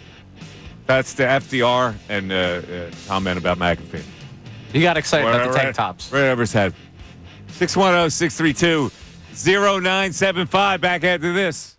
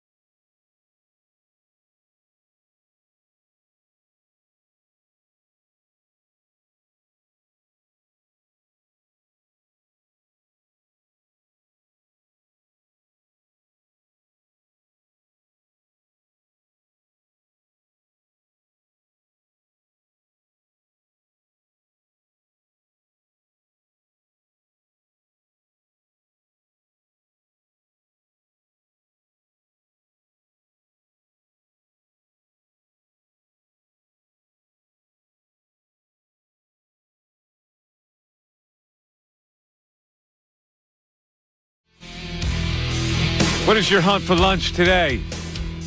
Bill's having a protein bar. Love my kind bars, man. I actually look forward to them. Like they're tasty. Oh yeah, they're tremendous. With a cup of coffee. I was noshing this morning on some Primo hoagies that were left here. That was my breakfast at Champions. I can't do it before that Can't early. do it, huh? Not that early. I do like a good Primo hoagie. What's your stomach know that it's that early? Like I don't. My taste buds do. Oh yeah. But I do like a good Primo hoagie. What's your go-to there? I like the Turkey Diablo. That's my favorite too. Yeah, it's good. Diablo's got a good snap to it. All right, it's 12 o'clock and the 12 o'clock hour. As soon as I can find it among my morass of papers here. Well, I think it's. No, that's not it. Oh, here it is. The 12 o'clock hour is brought to you by Service First Heating and Air Conditioning. 0% finance, 72 months, $500 rebate when you purchase a complete heating and cooling system from Service First. Learn more at ServiceFirstHVAC.com. And it is time for the News at Noon. There's a whole lot going on in this world. It's time to catch up. Here's the News at Noon. 97.5 The Fanatic and 97.5thefanatic.com. All righty, it is time. Ray Dunn scouring the globe for 3 very important stories that he reveals on the News at Noon. What do we have today, Ray Bob? So incredibly important. So incredibly important. I want to start by cleaning up something I saw from over the weekend that didn't fit into yesterday's News at Noon. We all remember Matt Collins? Certainly. Has turned into a better receiver. Yes. And he's always barefoot. Yes. Well, this is where this is going. He's carved out a nice NFL career, and because of that, we found out more and more about this guy that's kind of strange. He thinks cats steal people's souls. He goes barefoot everywhere. And now, apparently, he has a beef with elevators. This is what CBS reported during the broadcast on Sunday. He was a little late for our meeting because he does not take elevators if he doesn't have to. So it took him a while to walk from his room to our meeting room because he took the stairs. He said, an elevator does not need to lift me up to where I can go on my own. Fascinating. Fascinating. I don't think that. I actually think that's like a health thing. You know, why take an elevator if you're a professional athlete and you can climb stairs, get a little workout in? That's would be a Bill thing. I am all good with the workout. Yeah. Showing up late somewhere just out of principle because you don't use elevators because they can't lift you somewhere you can't take yourself. He thought he could make it in time with the stairs. Yeah, but he also doesn't use utensils to eat. Like, I think if these were all valid thoughts of his. Use his hands? All fine. I think it's all a shtick. To eat? He uses his hands to eat. Uses his hands to eat. He doesn't wear shoes. That's an Eastern thing. But it's not. He grew up in Maryland. Well, maybe he's an Eastern philosophy guy. He could have gone to that. I just think the elevator thing is strange. Like, I went a nice little period there of not using elevators after I got stuck in one at Temple. But to just say, oh, yeah, I'm not going to do it because elevator can't take me somewhere I can't take myself, strange. Just show up on time. I don't even think it's strange, I think man. it's that strange. I think he's a professional athlete who says, I'm anti-elevator. I'm a stairs man. I think you're giving him too much credit. I think it's all a shtick because he knows it gives him this publicity and, oh, look how interesting Mac Hollins is. I'm not buying it. I'm not buying it. Wow. Keeping it with strange in football. Let's go to the college ranks here. All right. Let's take it to Syracuse head coach Fran Brown. Was he a Temple guy first? He was. Yeah. Temple assistant, Rutgers assistant at one point. Now he had a chance to lead the program up there at Syracuse. Doing a great job. Bowl eligible. Losing really impacts his life. And the way he copes with it stinks. Honestly, I got like a ritual. Like when we lose, I ain't even get in the shower till early this morning. I just be mad. I just brush my teeth. But it's like I don't deserve soap. I don't deserve to do all that. I'm just focused on like trying to get back and trying to make sure that our players mentally understand and know that I let them down, that they didn't do it. You know, I just wake up all night, especially when you lose. You like wake up like, damn, it really happened. You know, it really happened that way. So it's just different pieces. And then I just move on. There's a process that I follow every week. Win, lose, or draw. Only thing is like my wife, I can't sleep in the bed if we lose because I ain't going to get in the shower for that day. I'm just mad and I just sit there. I just brush my teeth. That's what I have to do so y'all won't say my breath stink. But I'm just kind of locked in at certain things, certain ways. I think you gotta earn the right to do certain things. So, you know, winners get washed. You know what I'm saying? I'm a loser. I just kind of waited a little bit. That's nasty. Or he played. You're still sweating. Yeah, you're a coach, I guess, because it's an air-conditioned building. It's like how sweaty can you get in an air-conditioned building? I don't know. Some of these coaches get pretty sweaty. There are times when I'll miss a shower. Oh, not me, dude. I'm like twice a day. I try to take as few showers as possible.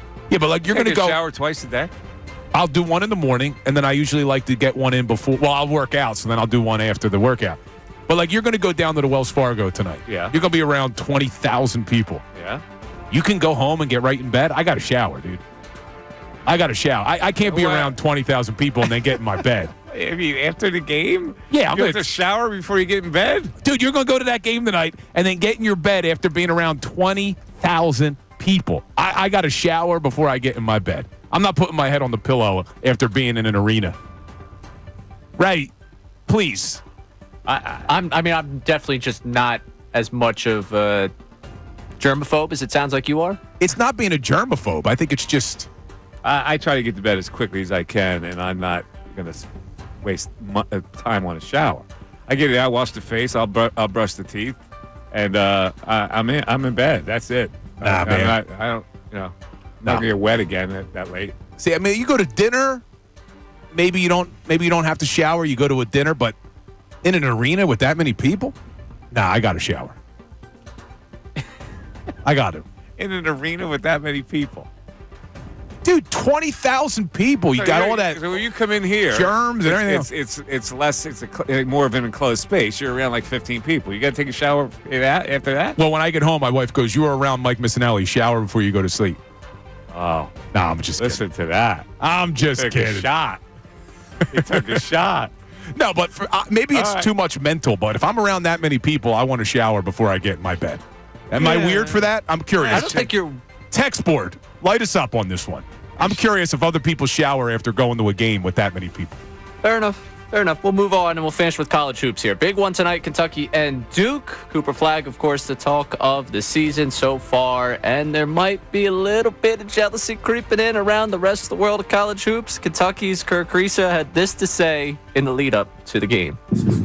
It's going to be exciting, probably more exciting for fans. Fans like to do the Duke-Kentucky matchup. But, for us, it's another game. Obviously, the whole world is talking about Cooper Flagg. So excited to play against the number 1 draft pick. So congrats to him already. Excited. Congrats to him already. Kirk Risa is the kid who transferred from Arizona, who only puts Kerr on the back of his jersey. That bothers you? No, he was at Arizona. Steve Kerr obviously went to Arizona, so he only put Kerr. Well, he's named for Steve Kerr. Is he? His dad was a big Steve Kerr fan, or a friend or something. He's from Lithuania. He's a foreigner. Estonia. Oh, he's from Estonia? So he still keeps Kerr on the back. What do you think? Wait, and what's his full name? Kirk Risa. Crisa, I believe it is. I don't know. I haven't thought about it. All right, well, we got a break coming up. Get to it. You have absolutely no interest in college sports whatsoever. None. It is interesting. I don't care as much. Tonight. This is like one of the great college games you can watch. You're not going to look in on this game? It's the Champions Classic, man. I'll watch the Sixers tonight. Yeah, I don't know why I don't care as much about college sports. I should care more. Even college football. I can't believe, as obsessed as I am with football, college football to me, doesn't do it for me like pro does. And I know that's usually the opposite. A lot of people prefer college, but yeah, I haven't watched a single Kentucky game this year. Don't tell Amy Fadul. She was rocking her UK shirt. Oh, she was not happy about this. I was like, oh, guess what I got coming up in News at Noon today? She was like, I can't believe he said that. Yeah, she's a big UK. Did she go to Kentucky? Yeah. Yep. All right. There you go. That's the News at Noon. 610-622-0975. So as a tag to the News at Noon, did you read that story on The Rock? TMZ story on The Rock? That he pees in a bottle as well? Ray put that on the show sheet. He pees in a bottle, when he's doing workouts and when he's on the set. Now, I'm at least in the privacy of my car. Like, why would you do that if you have access to a restroom where he would have? Yeah, it doesn't make any sense. I'm trying to find the story. It doesn't make any sense to me. Yeah, here it is. The story also says that he was repeatedly late on the set, so much as 8 hours sometimes. While people are waiting, they're waiting to do the scene. He shows up 8 hours late. Is that true? That's what it says. The story says. TMZ. Yeah, he says it was embellished. Yeah, he said he does. Not that amount. That was Yeah. a crazy amount, he said. Ridiculous. All right. Also, some interesting baseball news we're going to get to on the other side. Going to a Baseball Insider about your favorite third baseman in town. Maybe shaking things up, Mike. 610-632-0975. Mike Missanelli Show continues.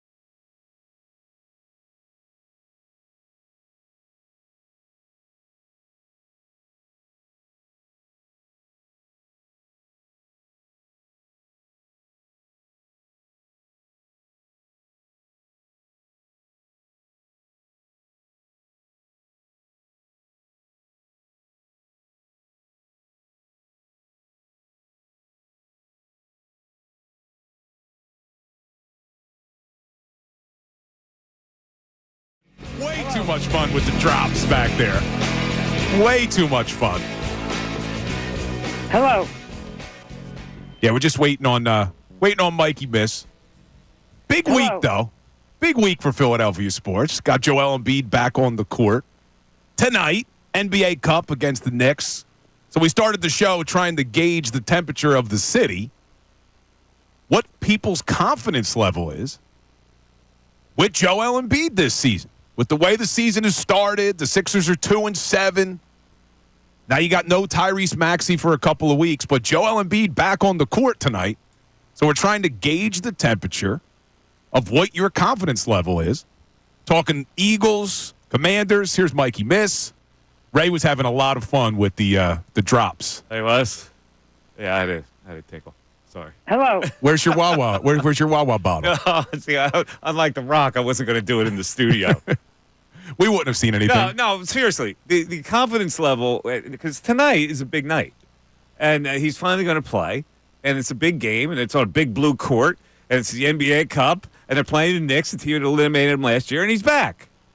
So I'm curious to know, like, now that you perceive a team with Embiid back, how do you perceive that team? What is your level of confidence in the star player's ability to lead this team to a championship? Now, they're not complete. I get it. He's on a minutes restriction. George's on a minutes restriction. Maxey's out. I don't know when they'll be complete. I have no idea. But when you just look at him and where he is now and how they have to manage it, do you still have as much confidence as ever that he's the guy that can lead you to the big heights? And when he's coming off of a career high in points per game, and you saw him when he was on the court against the Knicks, I know he had that one rough game, but Maxey picked him up. He averaged 33.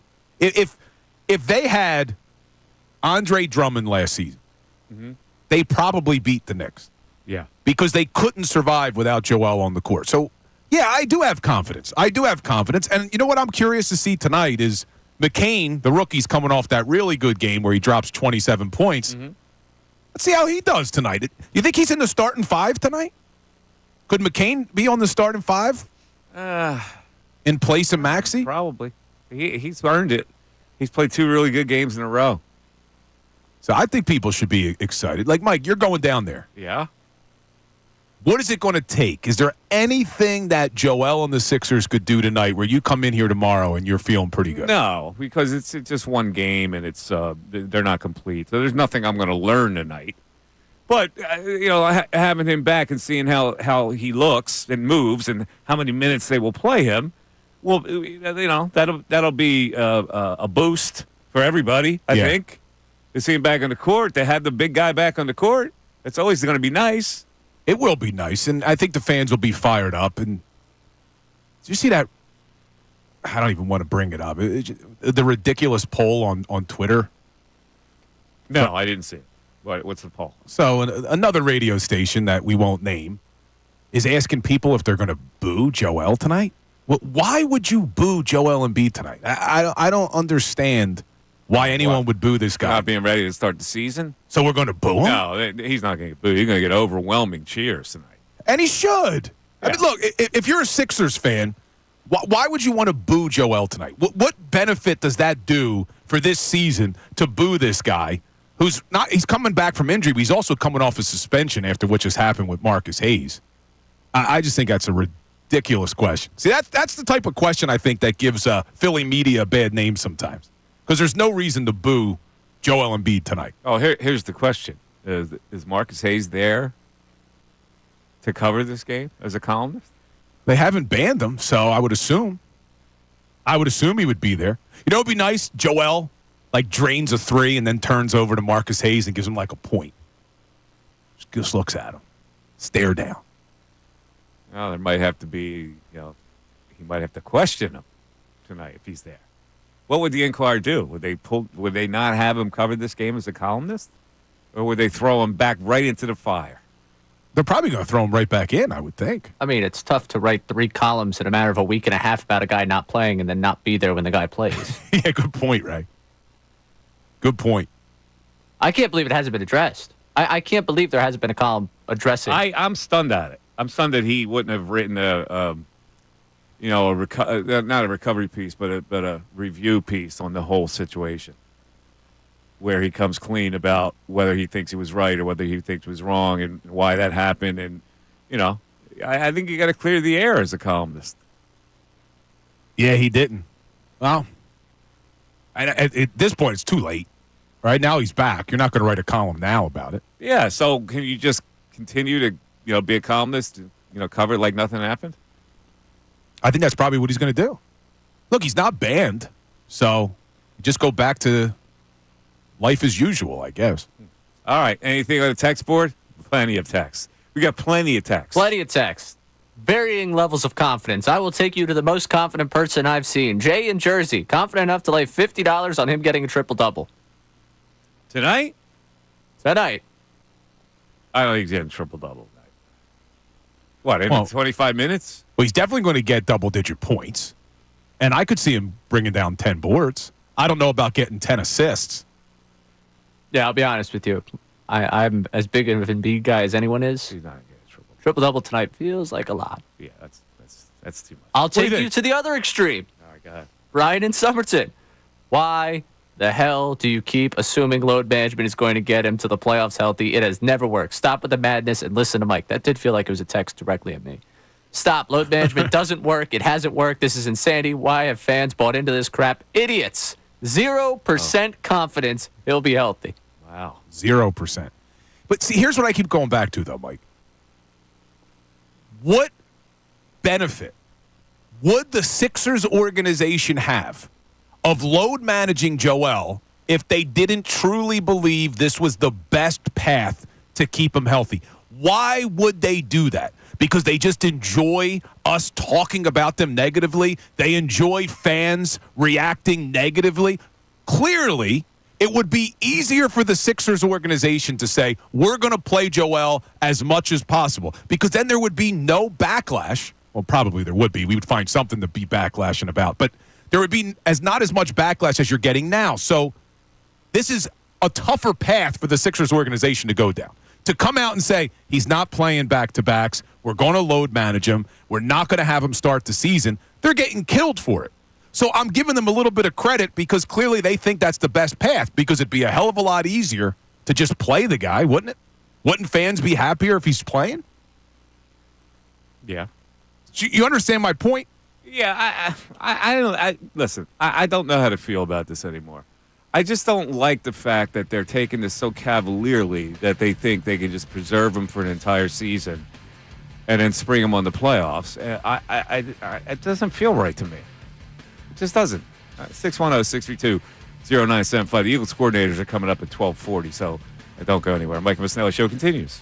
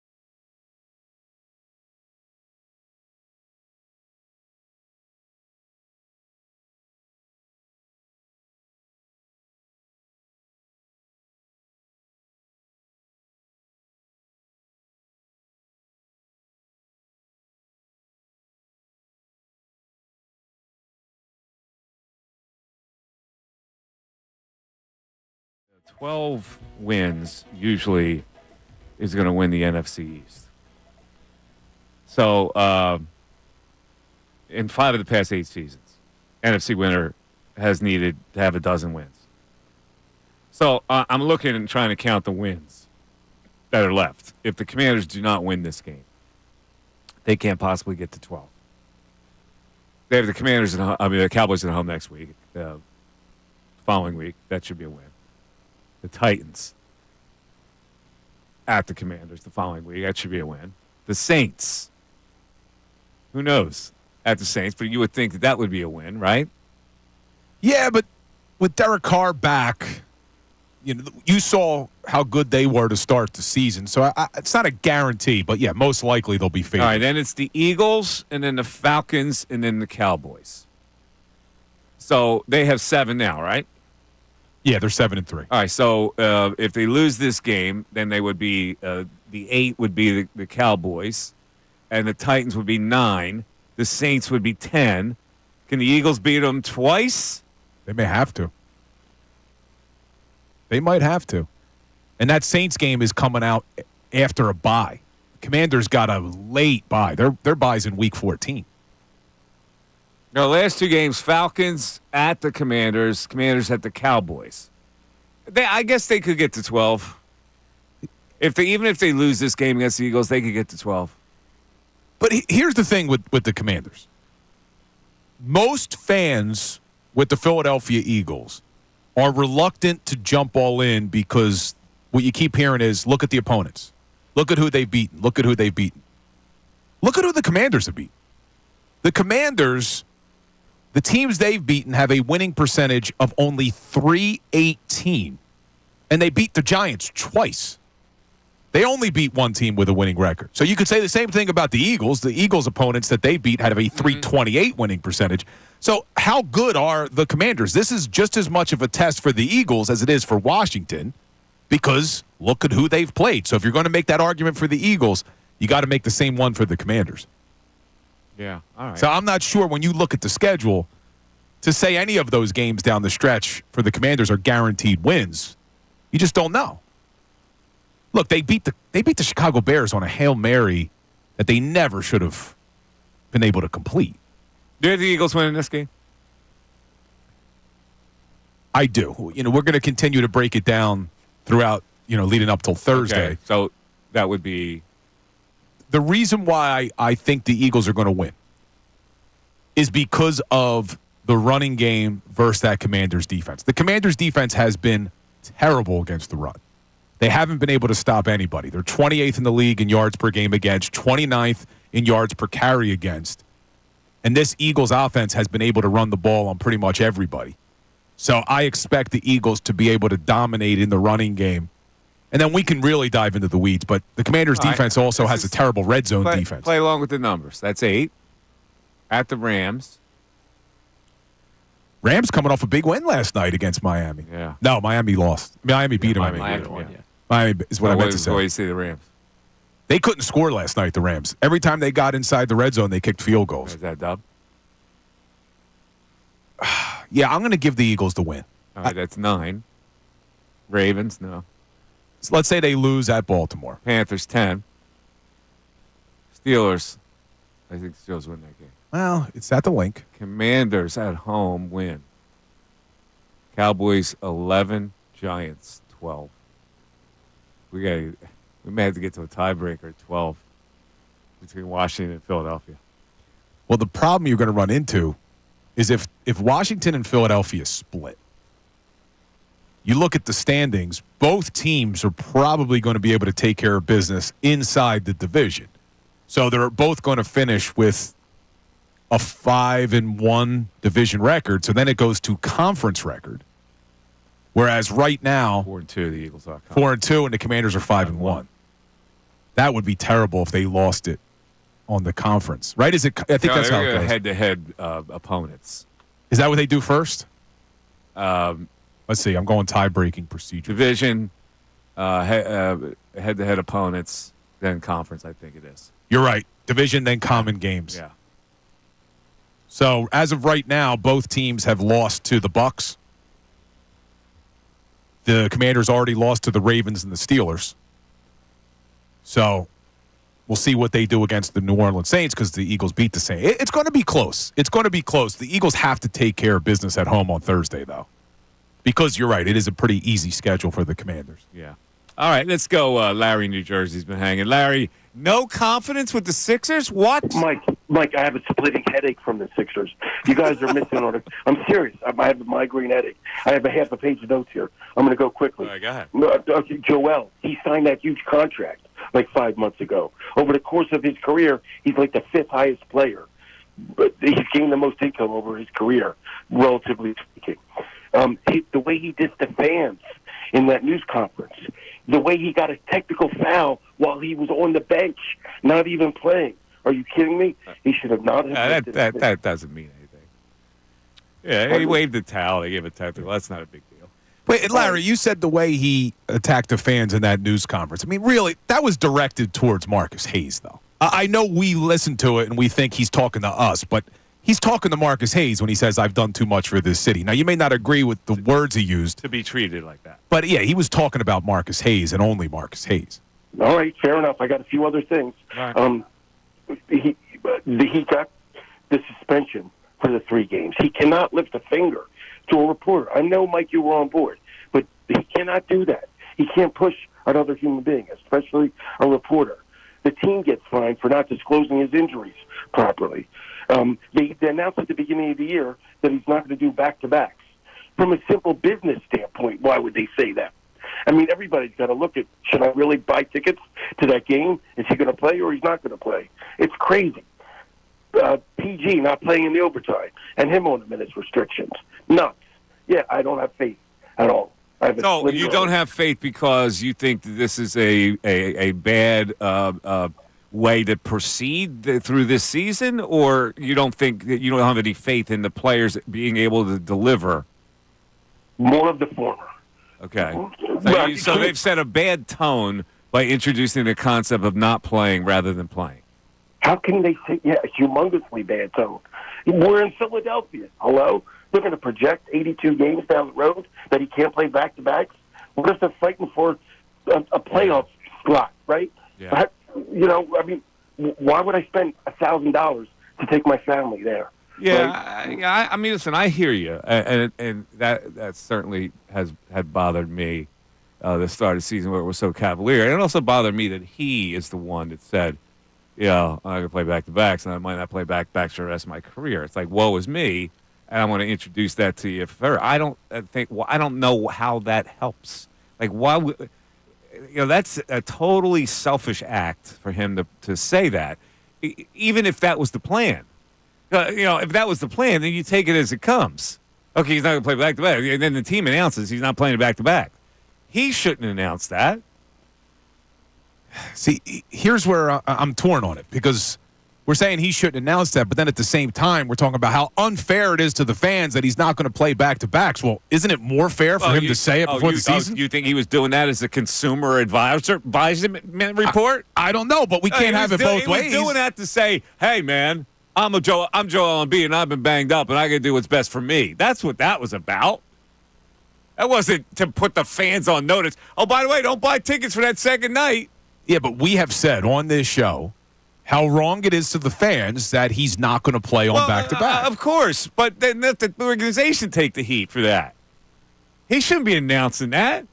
Again, what he said was, if I had to guess, I wouldn't play back-to-backs again. That's what he said. But he first said, I am not playing back-to-backs this year. And then if I had to guess, I wouldn't be playing back-to-backs for the rest of my career.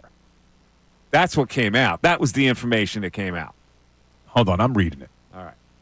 I want to read exactly what he said. All right, go ahead. Maybe I misunderstood. I thought the quote that I have is, if I had to guess, I would probably never play back-to-backs the rest of my career. That was after it was introduced that he's not going to be playing back-to-backs this season. I don't remember seeing the quote of him saying, I'm not playing back-to-backs. That came out, right. Did that not come out that he wasn't playing back-to-backs this year? And then his comment was, and if I had to guess, I wouldn't be playing back-to-backs for the rest of my career.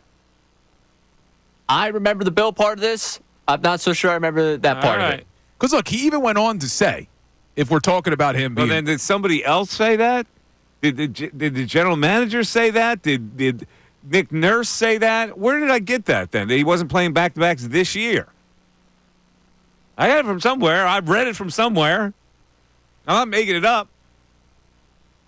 I don't know where we got it. All right. I think that the only thing he said was, if I had to guess. Because then he also went on in that same interview to say, I've accomplished everything individually, but there's one thing missing, which is to win a championship. So I can't be upset with the guy if he's being told by the medical and training staff that the best chance you have of being healthy for the playoffs is for us to do this. Because if Joel said, screw you, I'm playing, there's a good chance he could be the MVP again. But he's saying the main thing for him is to be healthy come playoff time so he can try to bring a championship to the city. And if that's what he's being told by his trainers, by his doctors, why should we disagree with it? We may not love it. I don't love that we're not going to see Joel. I don't love that poor Ray Dunn spent his hard-earned cash to go to the game tomorrow night, and Joel's probably not playing. Okay, so here's the question then. Are they good enough, and is he good enough in light of all this health management that has to go on with him to win a championship? Are they good enough with all the load management? If Joel's healthy come playoff time, and if they can get, meaning Paul George, Tyrese Maxey, and Joel can get close to 50 games together, then I would think there's no reason to believe that they don't have a shot. I wouldn't put them as favorites in the Eastern Conference when you got teams like Boston and Cleveland, but they would have a shot. But all this health management may include missing some playoff games. This is what I'm saying. Are you confident enough that this methodology is going to save the Sixers? Look, I got Esquire behind my name, not MD. So I'm going to trust the medical staff to tell me what gives him the best chance to be healthy. I don't think, we just poo-poo it as, it's not going to work. Well, there's people who get paid a lot more than we do to analyze this. Nobody's saying it's not going to work. I'm saying you're buying into it that it is going to work. But what's the alternative? If you don't buy into it, what's the alternative? The alternative is to be a skeptic. That's the alternative. That's me. I'm the alternative. Are you a Negadelphian? Are you a Negadelphian? I'm a skeptic. I'm not going to buy this is the manual that they're handing out to every Sixer fan. I'll read the manual. I'm not buying the manual. I will see when I see. But once again, I keep coming back to, if the Sixers are handing out that manual to Sixers fans, isn't it because that's what the Sixers truly believe gives them the best chance? Why would they intentionally not give themselves the best chance to win? Or they're just guessing, and they're saying, here's the fundamental truth. If we hold him out of as many games as possible, the chances are that he'll be fresher for the playoffs. That's not science. So what are they basing it on? You think Josh Harris just woke up one day? They're basing it on an estimate. They're basing it on medical evidence, the physical trainers, Joel's Embiid's objective medical history. So they're looking at all of it. They know when you load manage a guy to 25 minutes, within that 25 minutes, he's not going to get hurt. They know that. No, but when you are dealing with a degenerative knee condition, which he probably has in that knee, I'm sure there's medical evidence to suggest the less minutes he plays, the more likely he's able to remain healthy. Okay. I don't think they just pulled this out of the air and said, you know what? We want to get our fans upset. We want to get Mike Missanelli upset. We're going to tell, you're not playing, Joel, half the games this season. Let me ask you this. Why would they do that? You think doctors are prone to estimate conservatively? Absolutely. Yeah, they are. They do estimate conservatively. But I think with Joel, because they cover their ass if they estimate conservatively. But with Joel, I think you have to be conservative. You have to. He's 7 feet tall with a degenerative knee condition. Because if he plays more than the maximum load of minutes that they suggest and he gets hurt, then the medical staff gets their ass fired. And the Sixers have zero chance. Here's the way we should do it. That's load management. This is the most prudent way to do it. So then if he gets hurt, they go, well, this was the most prudent way to do it. Where's our Eagles guys, Ray? I have no idea. They're late. The coordinators are late. It's the coordinators that are blowing us off. Fangio's usually early, man. I know. Fangio and Kellen Moore are going, fufa to you. They're probably listening right now saying, we're curious where this Embiid conversation's going. Oh, look, I think they're about to show up. It wasn't Sirianni late this time. It was the coordinators. I love it. All right, they're about to show up. So what do we do with our breaks? I'm going to go cry in the corner. Here comes Fangio. Here comes Fangio. Just thoughts on him. Yeah, Ertz is a really good receiver, as I'm sure you all know, and he is a favorite red zone target of the Commanders this year. He's a tough guy to cover, good hands, good size, knows how to body up people and get himself between the ball and the defender. So it will be a tough assignment with him. How about as far as tight ends go in general? You've done. I just think it's kind of worked out that way.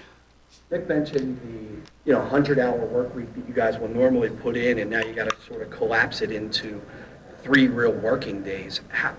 Do you have to, for lack of a better term, dumb down things, like simplify things in terms of your game plan when a week is so short like this one?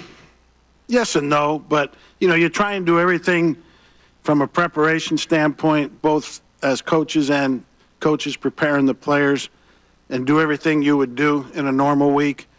You just don't get the practice reps. You walk through, you got to visualize on the video, but other than that, you try and do everything that you normally do. You specifically to you and Nick in practice that you've seen a direct result in the improved tackling over the last month. Yeah, we've emphasized it in practice, which is always good. I had an old coach when I first started in pro ball that said, if you emphasize something, you got a chance to get it. So that's what happened there. And plus, we've played better overall. And, the ball hadn't been in the open field as much. What was your biggest concern when you decided to go young in the secondary? And just and when you do that, do you worry about your veteran players that are being replaced, how they're going to handle it? Not really. I mean, you do what you think you have to do to improve the team. Who said that to you, emphasize? What's that? Said somebody told you if you emphasize it, you got a chance to get it. Who told you that? Oh, a guy by the name of Jim Mora. Alex Hunt, what has he done to earn more playing time? Who? Alex Hunt. Yeah, he's done better in practice, and it's kind of a result too of Bryce. He's got a big cast on his hand, leaves his thumb totally immobilized, and he's got his palm is immobilized, so he's just got 4 fingers dangling there with no thumb or palm to help him. So, on the less obvious downs, just makes sense to put a guy in there that's 100%. Why has he needed a cast? He's got something wrong with his wrist. Vic, you have so many new pieces in this secondary. What's gone into them playing so well as a unit? I think the secondary coaches, Joe and Christian and Roy are doing a good job with them. I think those guys in and of themselves have done a good job of focusing and learning, and they're eager and willing. And I just think we've played better overall across the board. Jaden Daniels only had 5 rushing yards in this last game. What did Pittsburgh do well that maybe could be instructive? Yeah, they rushed a lot of guys. When I say a lot, they rushed 5 a good bit or 4. And Pittsburgh's pretty good. You got Watt and Highsmith on the outside. They're good guys. Hayward's still on the inside, and they're a good defense. What do you make of Jaden Daniels and the 10 games, getting a chance to see him? How much did that help? He's done a great job for them. Kudos to him for what he's been able to achieve. Kudos to the coaches there that are coaching him, because that's not an easy offense to run. They do a lot of different things. And, he's only thrown 2 interceptions, which is, unreal, really. So he's done a great job. Piggybacking off of that, why has he had so much? We've seen so many rookie quarterbacks have issues when they first get in this thing. Why do you think he's bucked the trend and had success early, just by looking at the tape? He's a really good player, highly talented. I think they're running an offense that he's very comfortable in, and he's got a lot of good players around him. And I think it's an accumulation of all that. When you look at Quignon's season so far, obviously he's been really good. Are there certain areas, though, that you think he can get better, and what are they? Yeah, just getting better at everything a little bit. I don't think he's shown a gross weakness somewhere that needs a fast and urgent repair. But he can get better at a lot of things, but incrementally. What has pleased you the most about the way Jalen Carter is performing? Yeah, he's gotten better and better every week, which to me is a good thing. He's playing better with his hands, using his hands and being a better technician, and that's translating into good play because of his talent. You mentioned the offense with Washington. Cliff had Kyler Murray before, so some dual threat ability there. Have you seen a lot of change with Jaden Daniels, with what he used to do? With who used to do? Cliff Kingsbury. No, he's had these types of guys before, like you say, with Murray, and I think this offense fits this quarterback, and I think that's one of the reasons he's had such early success. How much of, you mentioned Jim Moore, how much of that has influenced the way you coached from him? Well, a lot, a lot. Jim is one of the most underrated great coaches in the league because just never did much in the playoffs, never quite had the overall team to go far, but damn good coach and guy that I always looked up to. Getting back to Quignon, it seems like, when he's gone against like Jamar Chase and Malik Neighbors, like they haven't thrown in his direction that much. A, why do you think that is? And B, do you think that might change with Terry McLaurin, who typically lines up on his side? Well, sometimes with those players you mentioned, we were given extra attention there too. So that was part of it. You worried all about not Vaughn's playing at the level he's playing at? What's the start of your question? I'm sorry, what does it do for the defense when you get linebacker play with in the way Zach Vaughn is playing it? Well, I think I said in here a while back, it's hard to play good defense in the NFL without good linebacker play. And that is 100% true, and those two guys are playing good. Asking about the veteran secondary guys again, has Avante really handled what happened to him very well? Because this guy's, Quignon earlier on in camp talked about how much he was helping him play the slot. And he has, he's a great teammate for everyone, good pro, and he's ready to go if needed. In the QB+1 game, which you're probably going to see a lot more, maybe the QB1 plus? The fact the zone read stuff that they do with Jaden. Oh. Yeah, and you guys haven't really seen a lot of that this season. What are the keys for the defenders that are unblocked or for you guys? Yeah, we got to be assignment sound. Make sure we always have a guy available to play that quarterback if he pulls it. He'll pull it sometimes with blockers. He'll pull it sometimes with, just himself there if you overplay the run. You got to be assignment sound. Vaughn gives you a lot of credit for helping him become the player that he is this year. What is it that you saw in him that gave you the belief in him? I don't know. It's when I evaluate players, there's no checkbox. Things you check off. You just watch the tape, watch the movement patterns, watch the player play, and Howie brought him up to me first, but he had a vision for him as a backup outside linebacker, special teams demon. And after I watched it, I said, no, I think he's an inside linebacker. And luckily, it hit. What made you think that? Just watching him play and watching his movement patterns. All right. Thanks. There you go. That's Vic Fangio talking about Zach Vaughn. It's movement patterns. Dude, that to me is the most impressive thing Vic Fangio has done. And there's been a lot. He's turned this defense around. Yeah. But the fact that he could watch Zach Vaughn's movement patterns and say, you know what, I think he could be a good off-ball linebacker, and the guy is this good as an interior linebacker, man, Fangio, he's been around the game a long time. Yes. But that is shocking to me that you could do that. Yeah. He read it, and he had a different vision than Howie. Yeah, but Howie better pay this man. I'm not talking about Fangio. I'm talking about Zach Vaughn. It's only a one-year deal. Yeah. But Vaughn seems, when you hear him talk, to be very happy. He talked about the organization. He talked about the NovaCare complex. Like, they've accepted him as a family. Everybody. It seems genuine, though. Everybody's happy. That means not coming in to go take Yeah, but money. T.J. Edwards was happy. But Zach Vaughn, if you listen to him and you watch him, it seems genuine. Get this man paid now. Lock him down. Keep him here. I don't want to see next year us trying to find a linebacker again. All right, let's take a break. We'll come back. Cal Moore will join us after this.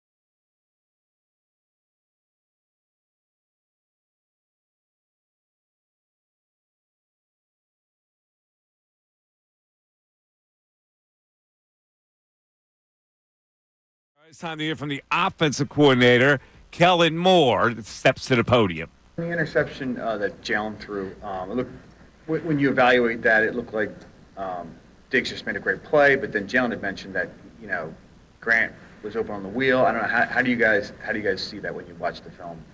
I think, obviously we always try and evaluate it on our side of it, how can we improve, how can I help with the design, decisions, all that sort of stuff. And so certainly feel like, Diggs made a phenomenal play there. As you evaluate, obviously, there's a progression to it, and those things happen fast. I thought, there's a chance there, and Diggs ended up making an excellent play. But, something for us to just keep looking at, because there's different plays that come up that are similar to those type of plays in different situations. So you're always trying to learn from that to lead you moving forward. When you derive any extra satisfaction out of going back to Dallas and winning a game? No, certainly it was fun. You know a lot of people there, and so it was fun to see certainly people that you spent a number of years with, and so that aspect of it was fun, and it's a big win for us. Kellen, as a former quarterback, when it comes to pass protection, what is the quarterback's responsibility when things are not going maybe the way you want early? Pass protection really is about everyone. Everyone's associated with it, from obviously the guys protecting, to the quarterback, to the receiver timing, to the play calls. We're constantly evaluating that and trying to put ourselves in the best position to be successful. Dallas did some really good stuff early and kind of, got us behind the sticks in some long yard situations. I think credit to Jalen and so many of our guys to kind of hang in there and keep going, and we found our groove as it progressed. And so, now the focus is how can we address that quicker and get ourselves in a more comfortable rhythm, because those things will happen throughout the season. It's happened a few other times before, and usually we bounce back. That's the good thing about it. Kellen, with some of the sacks, it seemed like there was a lot of time in the pocket. I don't know if that had to do with vision, but what did you make of kind of the length of some of those plays that led to sacks? There's a lot of things that go into it. Certainly some of them are really long yardage situations, circumstances, so the routes are naturally going to be a little bit further if we're trying to get it into potential conversion range. And so, everything goes into play, from the play call to the design to the routes. Obviously we had probably a few too many sacks than we anticipated and wanted, but, we'll continue to evaluate that. Kellen, what is it? To follow up quick, it could extend beyond sacks just to other plays. Jalen, the week before, talked about the vision that he didn't have thrown to Devontae. I don't want to make assumptions it might go beyond just height or whatever else, but as a coach yourself who's 6 foot, I think, whenever you were playing, how do you coach around vision, how it extends beyond just what quarterbacks see? How do you play to that? Yeah, certainly vision's a big thing for all quarterbacks. I think really just about everyone, unless you're 6'6" plus. I mean, these linemen are all taller than you. That's just how it is. And so for every quarterback, there's always a vision awareness, and how can you navigate that? Because, it's for every single quarterback. I don't think it's exclusive to just guys that are in the shorter range between starting quarterbacks. I think it's for every single guy. Every guy I've been around that, whether they're 6'3", 6'4", they still have vision, stuff that sometimes you can't see everything, from within the pocket, and that's natural. And I think for guys, it's always trying to navigate, how can you find that vision? How can we help with the design of creating throwing lanes? And so, it's a good question, but I think it goes to everyone, not just Jalen, specifically here or anywhere. It's for every quarterback in this league. Kellen, what has Fred Johnson shown you these last 4 games? Just phenomenal consistency for a guy to pop in there, handle that role change, and to really do it in a really smooth manner. I think he did an excellent job. Him and Landon communicating on that side of the ball. I think those things are huge. How valuable has it been these last few weeks? You guys have had big leads, been able to rest a lot of guys. For guys like Will Shipley, Anaya Smith, Johnny Wilson even, how valuable has it been for those guys to get in games and stuff? Huge opportunities for those guys, because like any NFL season, we're going to need depth. We're going to need guys to come up and play in critical games. No different than any other team. And so for us to get that experience for those guys, I think is excellent. What have they shown? They've done a really nice job. I think we got a lot of depth on this team. We got a lot of guys who play, somewhat smaller roles at times, and they're always ready to take on bigger roles. And so, similar to discussing Fred, Fred getting in there, and then when his opportunity presents itself, awesome, he's ready to roll. Johnny goes out there and makes a big play in the scramble in the red zone. He's ready to roll. I thought Will's been in some challenging situations run game wise, where you're kind of in some ugly runs early, and for him to pop a few this past game, awesome for him. Gives him confidence, gives everyone confidence when he's out there at some point that he'll play a critical role as well. Sorry. I'm curious about the vision. Just, I know, without delving into secrets, I know there's proprietary, but how, in general, since it extends to lots of quarterbacks, how do you support vision? How do you play that into plays and routes and other things? Yeah, so like you said, so many factors go into quarterback play, and so it's the protection, it's the play design, it's the at times trying to move the pocket. You're trying to create opportunities for them as much as we can, and so there's a lot of different ways that we protect. Whether there's help, from a tight end or a running back. There's free release to try and get guys out of the throwing lanes. There's a lot of different ways you can do it, and so I think we're constantly trying to mess with that and give them different tools and different circumstances to allow us to create those opportunities. Did you guys identify the sunlight as an issue? Yeah. For Jalen, it was. The sun? The sunlight wasn't an issue. Yeah, in general for everyone, yeah. But, okay, so. Yeah, for everyone. I mean, I've been there. I was there a long time. So. Yeah. When you were calling the plays in Dallas, during the game? Yeah, the sun, obviously, like any stadiums all have different circumstances. That one, obviously, the sun plays a decent role. And so you just have to call plays according to it, knowing, certain parts of the field at times can be a little bit challenging. And so we had it in the first quarter, towards the end of the first quarter in the red zone, and then second quarter, obviously, we were going the other way. So. What has Bobby Wagner brought to the Commanders' defense, would you say? You can just see, he runs the show.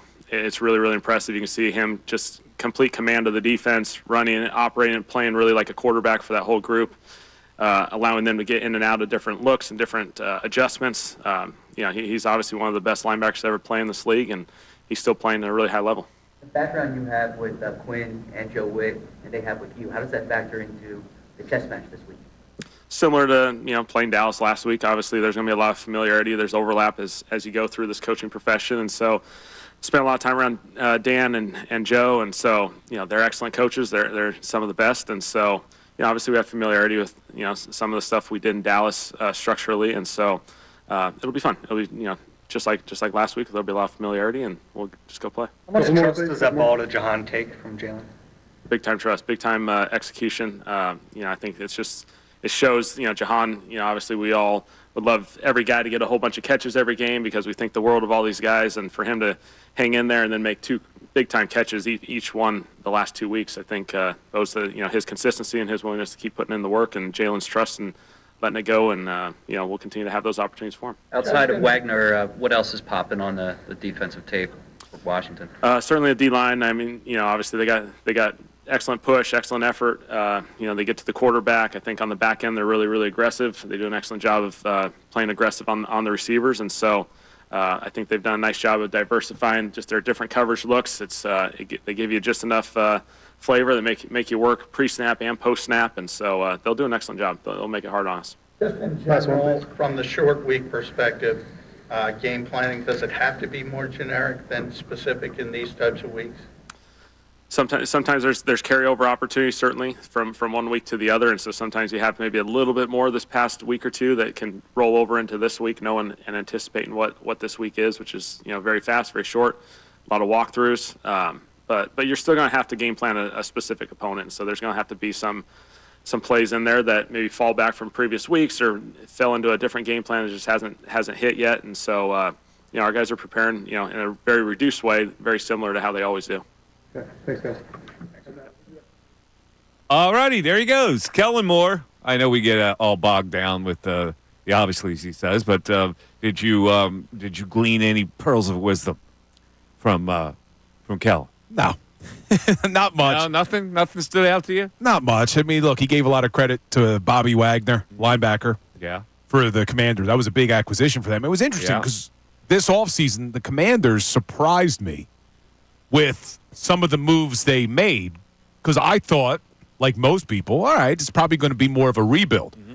But they brought in guys like Bobby Wagner and Frankie Lavu, Zach Ertz, Austin Eckler. They added some of these veteran guys, so they must have saw something that said, hey, we can win now with this quarterback. So that's about it. But he was asked about the sun, and it reminded me of something I said to you earlier that was ironic, that Jerry Jones scoffed at the idea of them putting up curtains to block the sun in the game, but yet today at Mike McCarthy's press conference, there was sun in his eyes, so they put up one of those screens to block the sun from McCarthy during the presser. So you could block the sun during the press conference, but God forbid You block the sun during the game, that actually affects the players. What was his point of not in using the curtains to block the sun? I don't know. He said, "Why don't we blow up the stadium and rebuild it?" Yeah, that was a rather harsh, It made no extreme sense. answer to it. Well, Yeah, it's almost an anti-curtain thing in general because even in the McCarthy setup, it wasn't a curtain. They used like a sun blocker. Yeah. They used What does he have against curtains?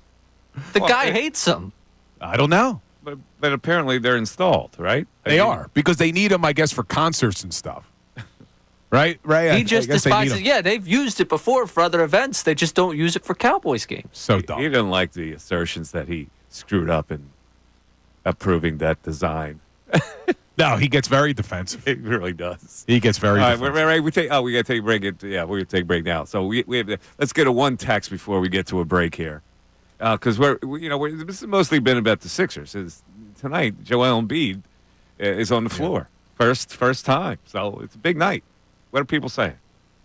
We got someone checking in here saying they're just the 2.5 games out. They're going to be fine.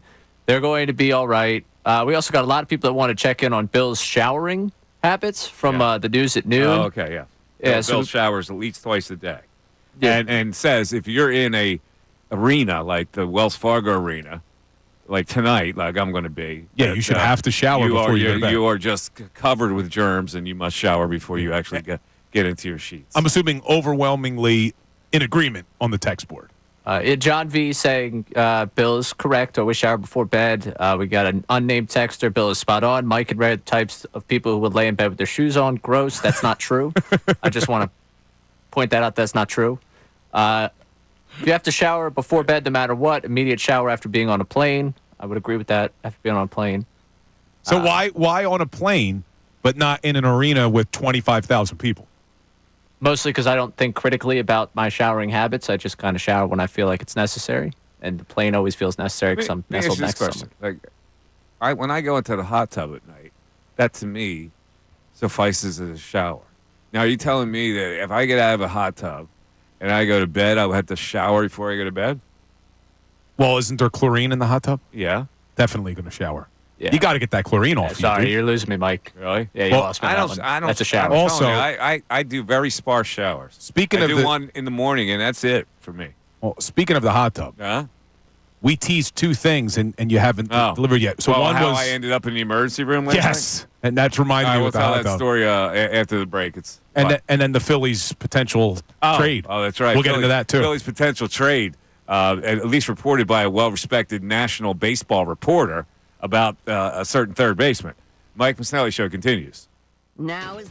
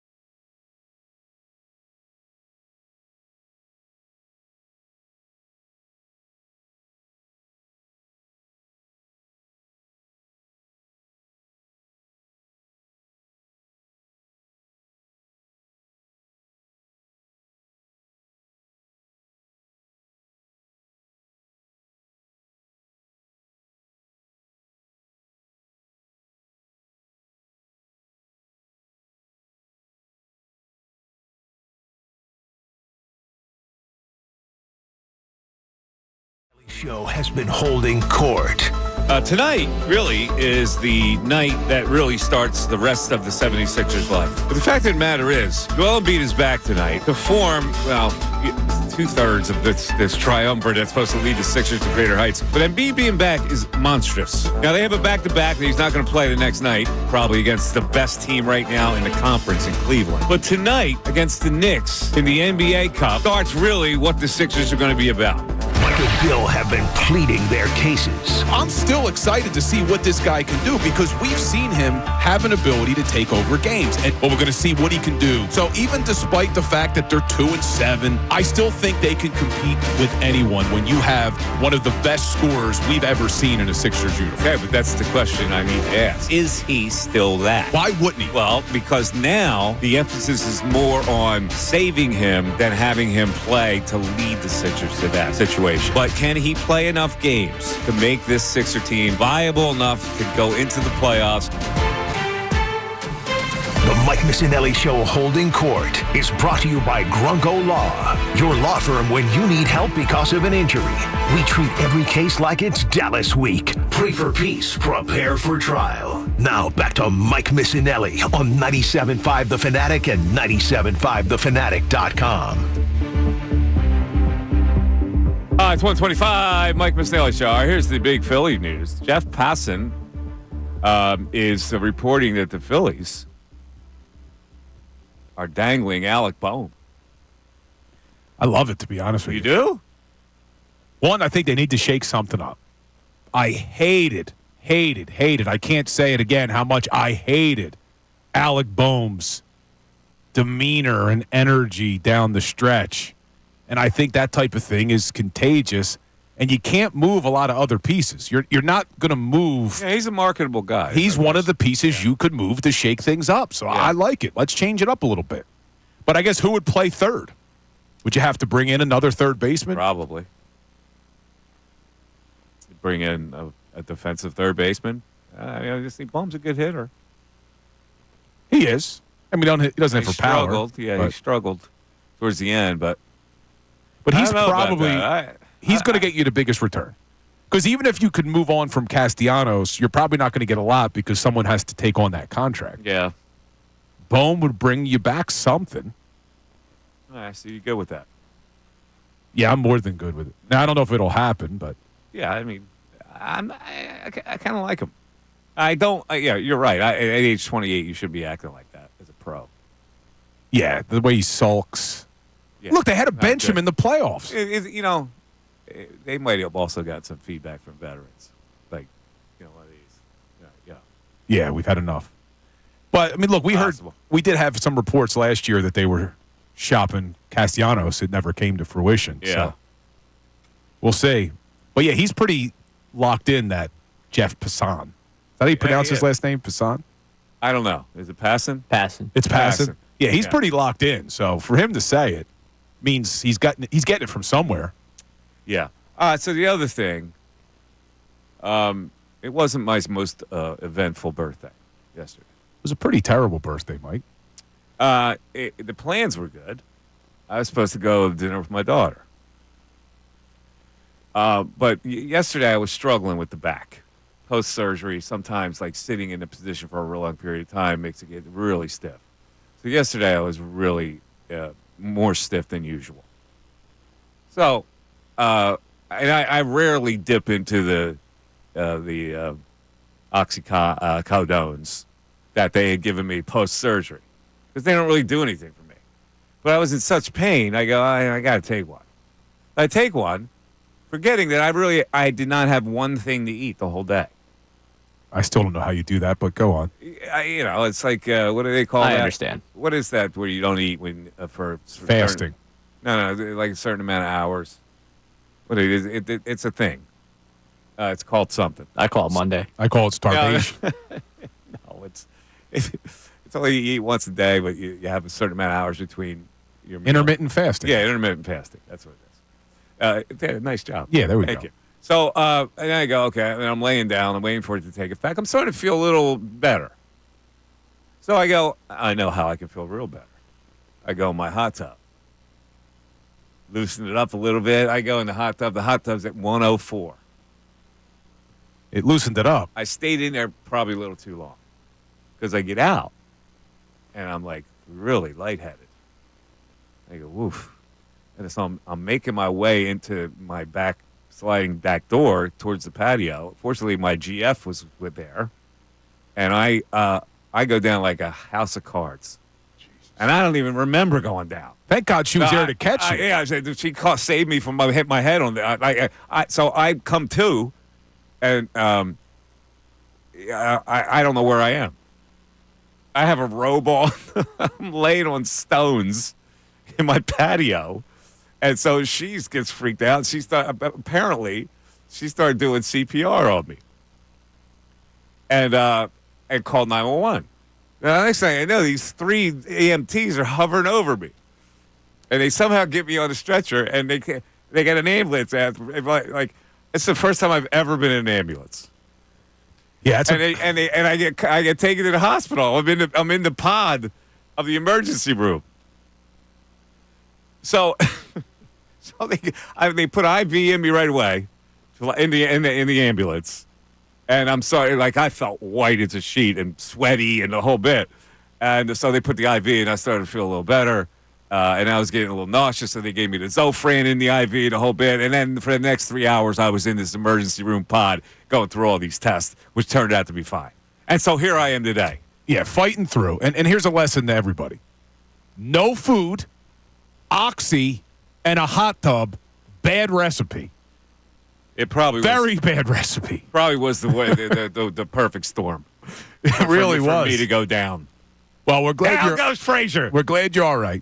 We're glad that you battled through to be here today. So here's the upshot: is I have very sore ribs, and she says to me, "I think I broke your ribs doing the CPR because I heard a crack."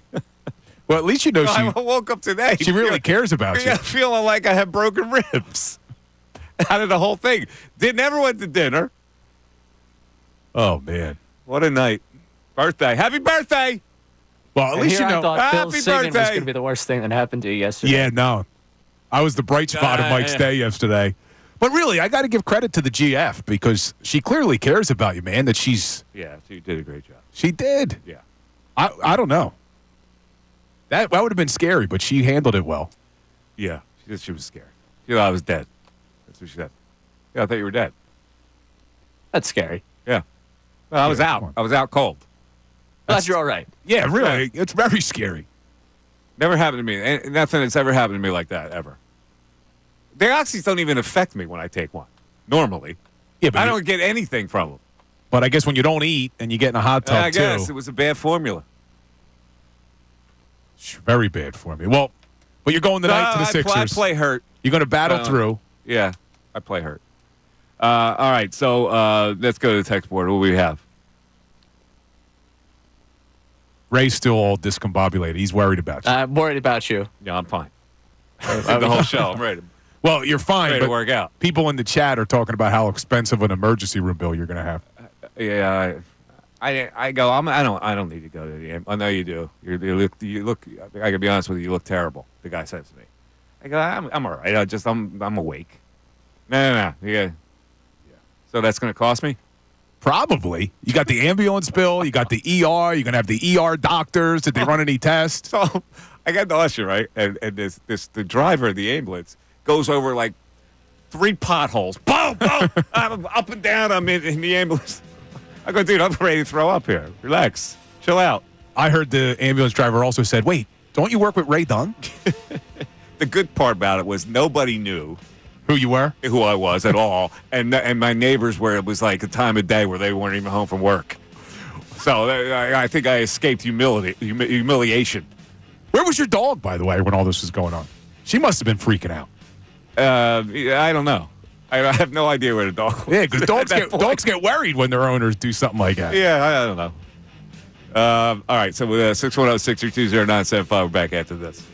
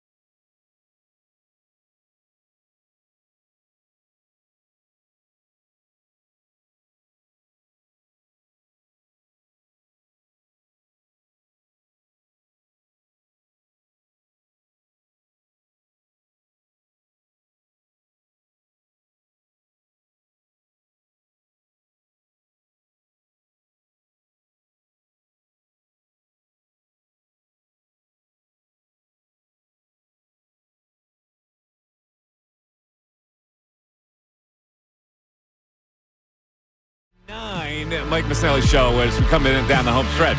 I just wanted to give an update on my true crime podcast, which I've talked about many times. Hopefully you subscribe to it. We have just completed episode 12.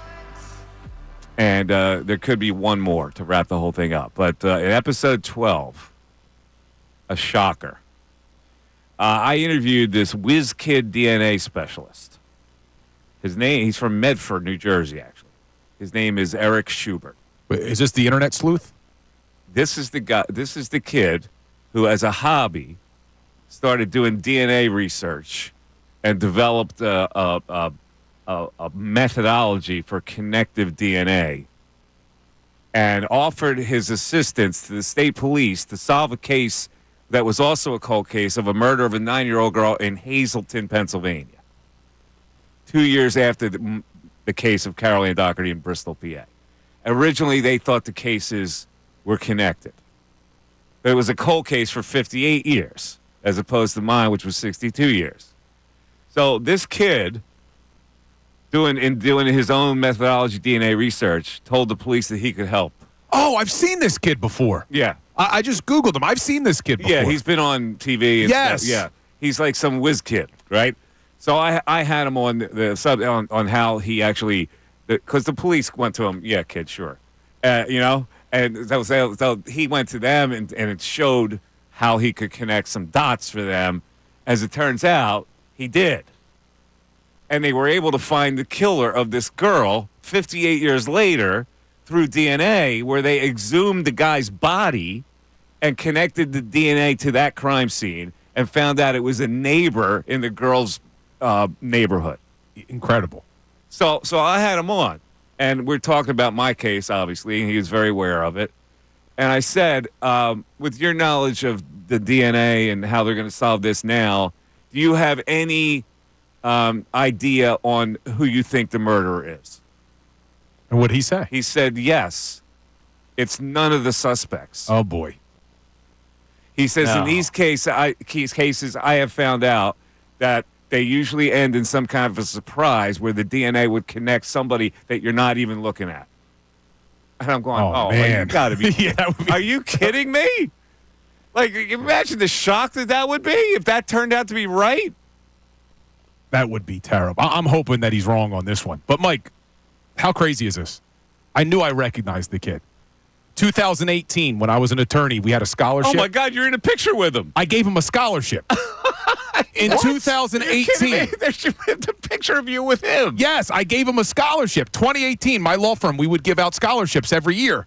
I gave a scholarship. I met the kid, Eric Schubert. I remember as soon as you said it, I'm like, this sounds familiar. Oh, my God, that's unbelievable. Small world, What right? a coincidence. 6 years ago, I gave him a scholar. I mean, that's wild, dude. Yeah, he wild. He was a student at Elizabethtown College, which is in that Hazleton area. And so that case came into the purview. And as he started to try to investigate the DNA connections to it and volunteered to the state police there who were looking at the case that he could help. Amazing. Amazing. Bill Colarudo gave the kid a scholarship. How wild is that? 2018. He was in high school. You made a difference, Bill. Man, So it's he was just a funny how that went. Jersey kid. Yes, and I remember when I interviewed him, because there's a video that I just showed you is a video, and I remember him telling us that he was interested in the DNA and all that, man. Just a He small started world. his own company called ES Genealogy. Yes, I remember this now. It's a phenomenal story with this kid. That is really I'm wild. kind of livid, I'll be honest. Kid's 23. He's 23 years old. He's like a DNA sleuth. I know. What am I doing? 24. Well, you're going to be on ESPN Plus tonight, right? Yes. Look, we all take our different paths. All Kid's right? amazed. 23, he's doing this. Well, yeah. He's So solving anyway, murders. Yeah.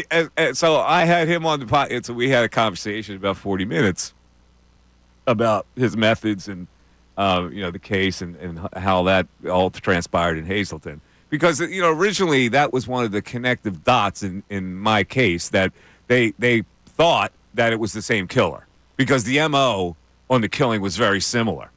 And there was some kind of a connection with Bristol played a basketball game in Hazleton. But it wasn't. But There was no it connection. turned out there was no connection because this guy discovered who the killer was with the help of the state police investigating and his DNA tips. They tracked it to this one particular person who had passed away. They exhumed the body, got DNA, and matched it to the crime scene. Wait, did you post this one yet? It's coming. We just did it. It'll be posted any day now, any day. So I completed that last Friday with him. Crazy, man. Yeah, it is pretty nuts. All right. So Man, I'm still blown away by it. I'm still blown away. What are the chances that Bill Colarulo is posing for a picture, his law firm giving that kid a scholarship? Yeah, it's actually a whole video. I'm going to play it for you when we get off the air. There's a whole video of me interviewing this kid 6 years ago. God. It's just wild. I'm blown away. That is pretty nuts. All right, so Sixers tonight, 2.5-point underdogs with Embiid in the lineup to the New York Knickknacks. Hey, what do you think? I know this is crazy, but I think the Sixers are going to win tonight.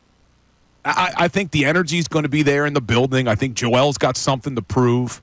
I'm expecting a big night from Embiid. Now, we'll see how many minutes they let him play, but assuming he plays more than 25 minutes, I think he's going to dominate tonight. I think he's got something to prove. He's got a chip on his shoulder tonight. You're going to see a very motivated Joel Embiid. Okay, I'm looking forward to it. With the blue court, NBA Cup. Mike Missanelli in exciting. attendance? A national TV audience for this game tonight. Yeah, it's a big one, man. It is a big one. And he owns Karl Anthony Good Towns. NBA night. I think Clay's return to the Warriors tonight as well, Ray, right? That the second game on TNT? So you get Charles and Kenny and Shaq and Ernie, and you get the two golden games tonight. Oh, man, we are going to get some sort of reaction from that inside the NBA crew on Embiid being back. Oh, we probably will. Yeah, we'll have it for tomorrow. We probably will. We'll be all right, we have one interesting texter left to discover before we get to closing arguments. Yeah, I always love seeing what makes people check in here. And this texter has not checked in since May, when his most recent text to the Fanatic was Jalen Hurts is the next Tobias Harris. So I say that in context of what Mark and PA is about to say to you. Embiid load management is a load of BS. Embiid is the new free throw champion. Load management won't help this guy because playoff basketball is way more physical, and when he doesn't get foul calls, he throws his hands up and gives up. He's not the same MVP caliber guy if the refs aren't putting him on the foul line. Mark. Well, see, this is why I'm saying, why I posed the question today. I will get into my closing arguments, which start right now. Now, closing arguments on the Mike Missanelli Show.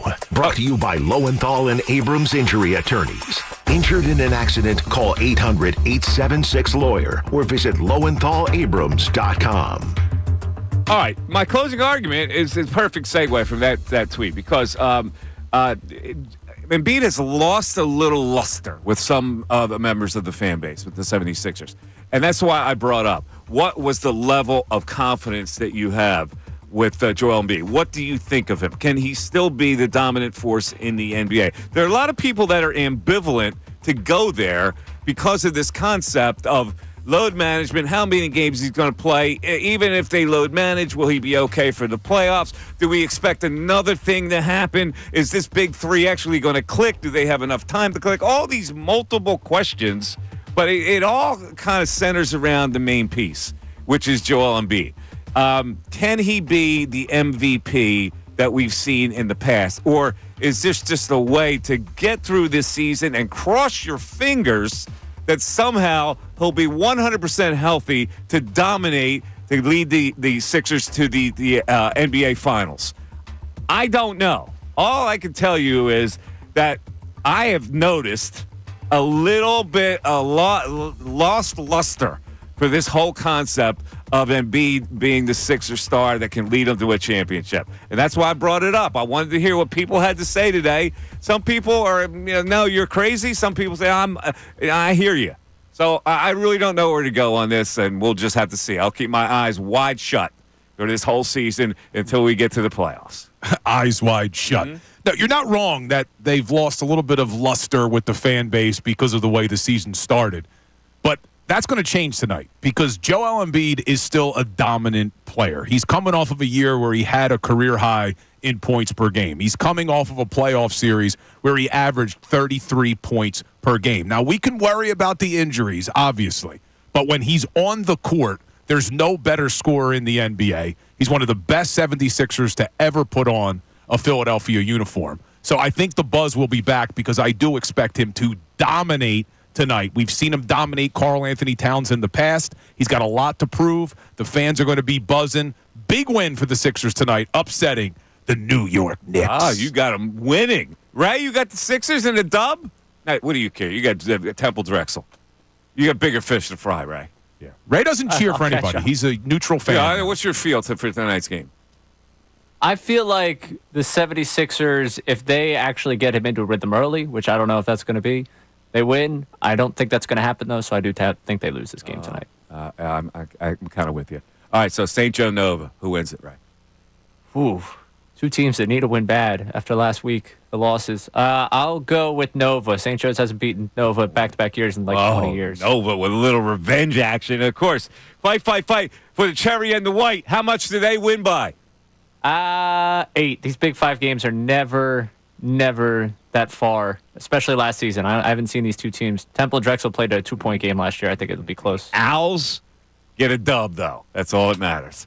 Thanks for listening, everybody. We really appreciate it. We still got some football to talk about tomorrow as we lead into Thursday's game. And also, it is General Knowledge Wednesday tomorrow. Don't forget to tune in. Everybody have a great rest of the night. Talk to you tomorrow.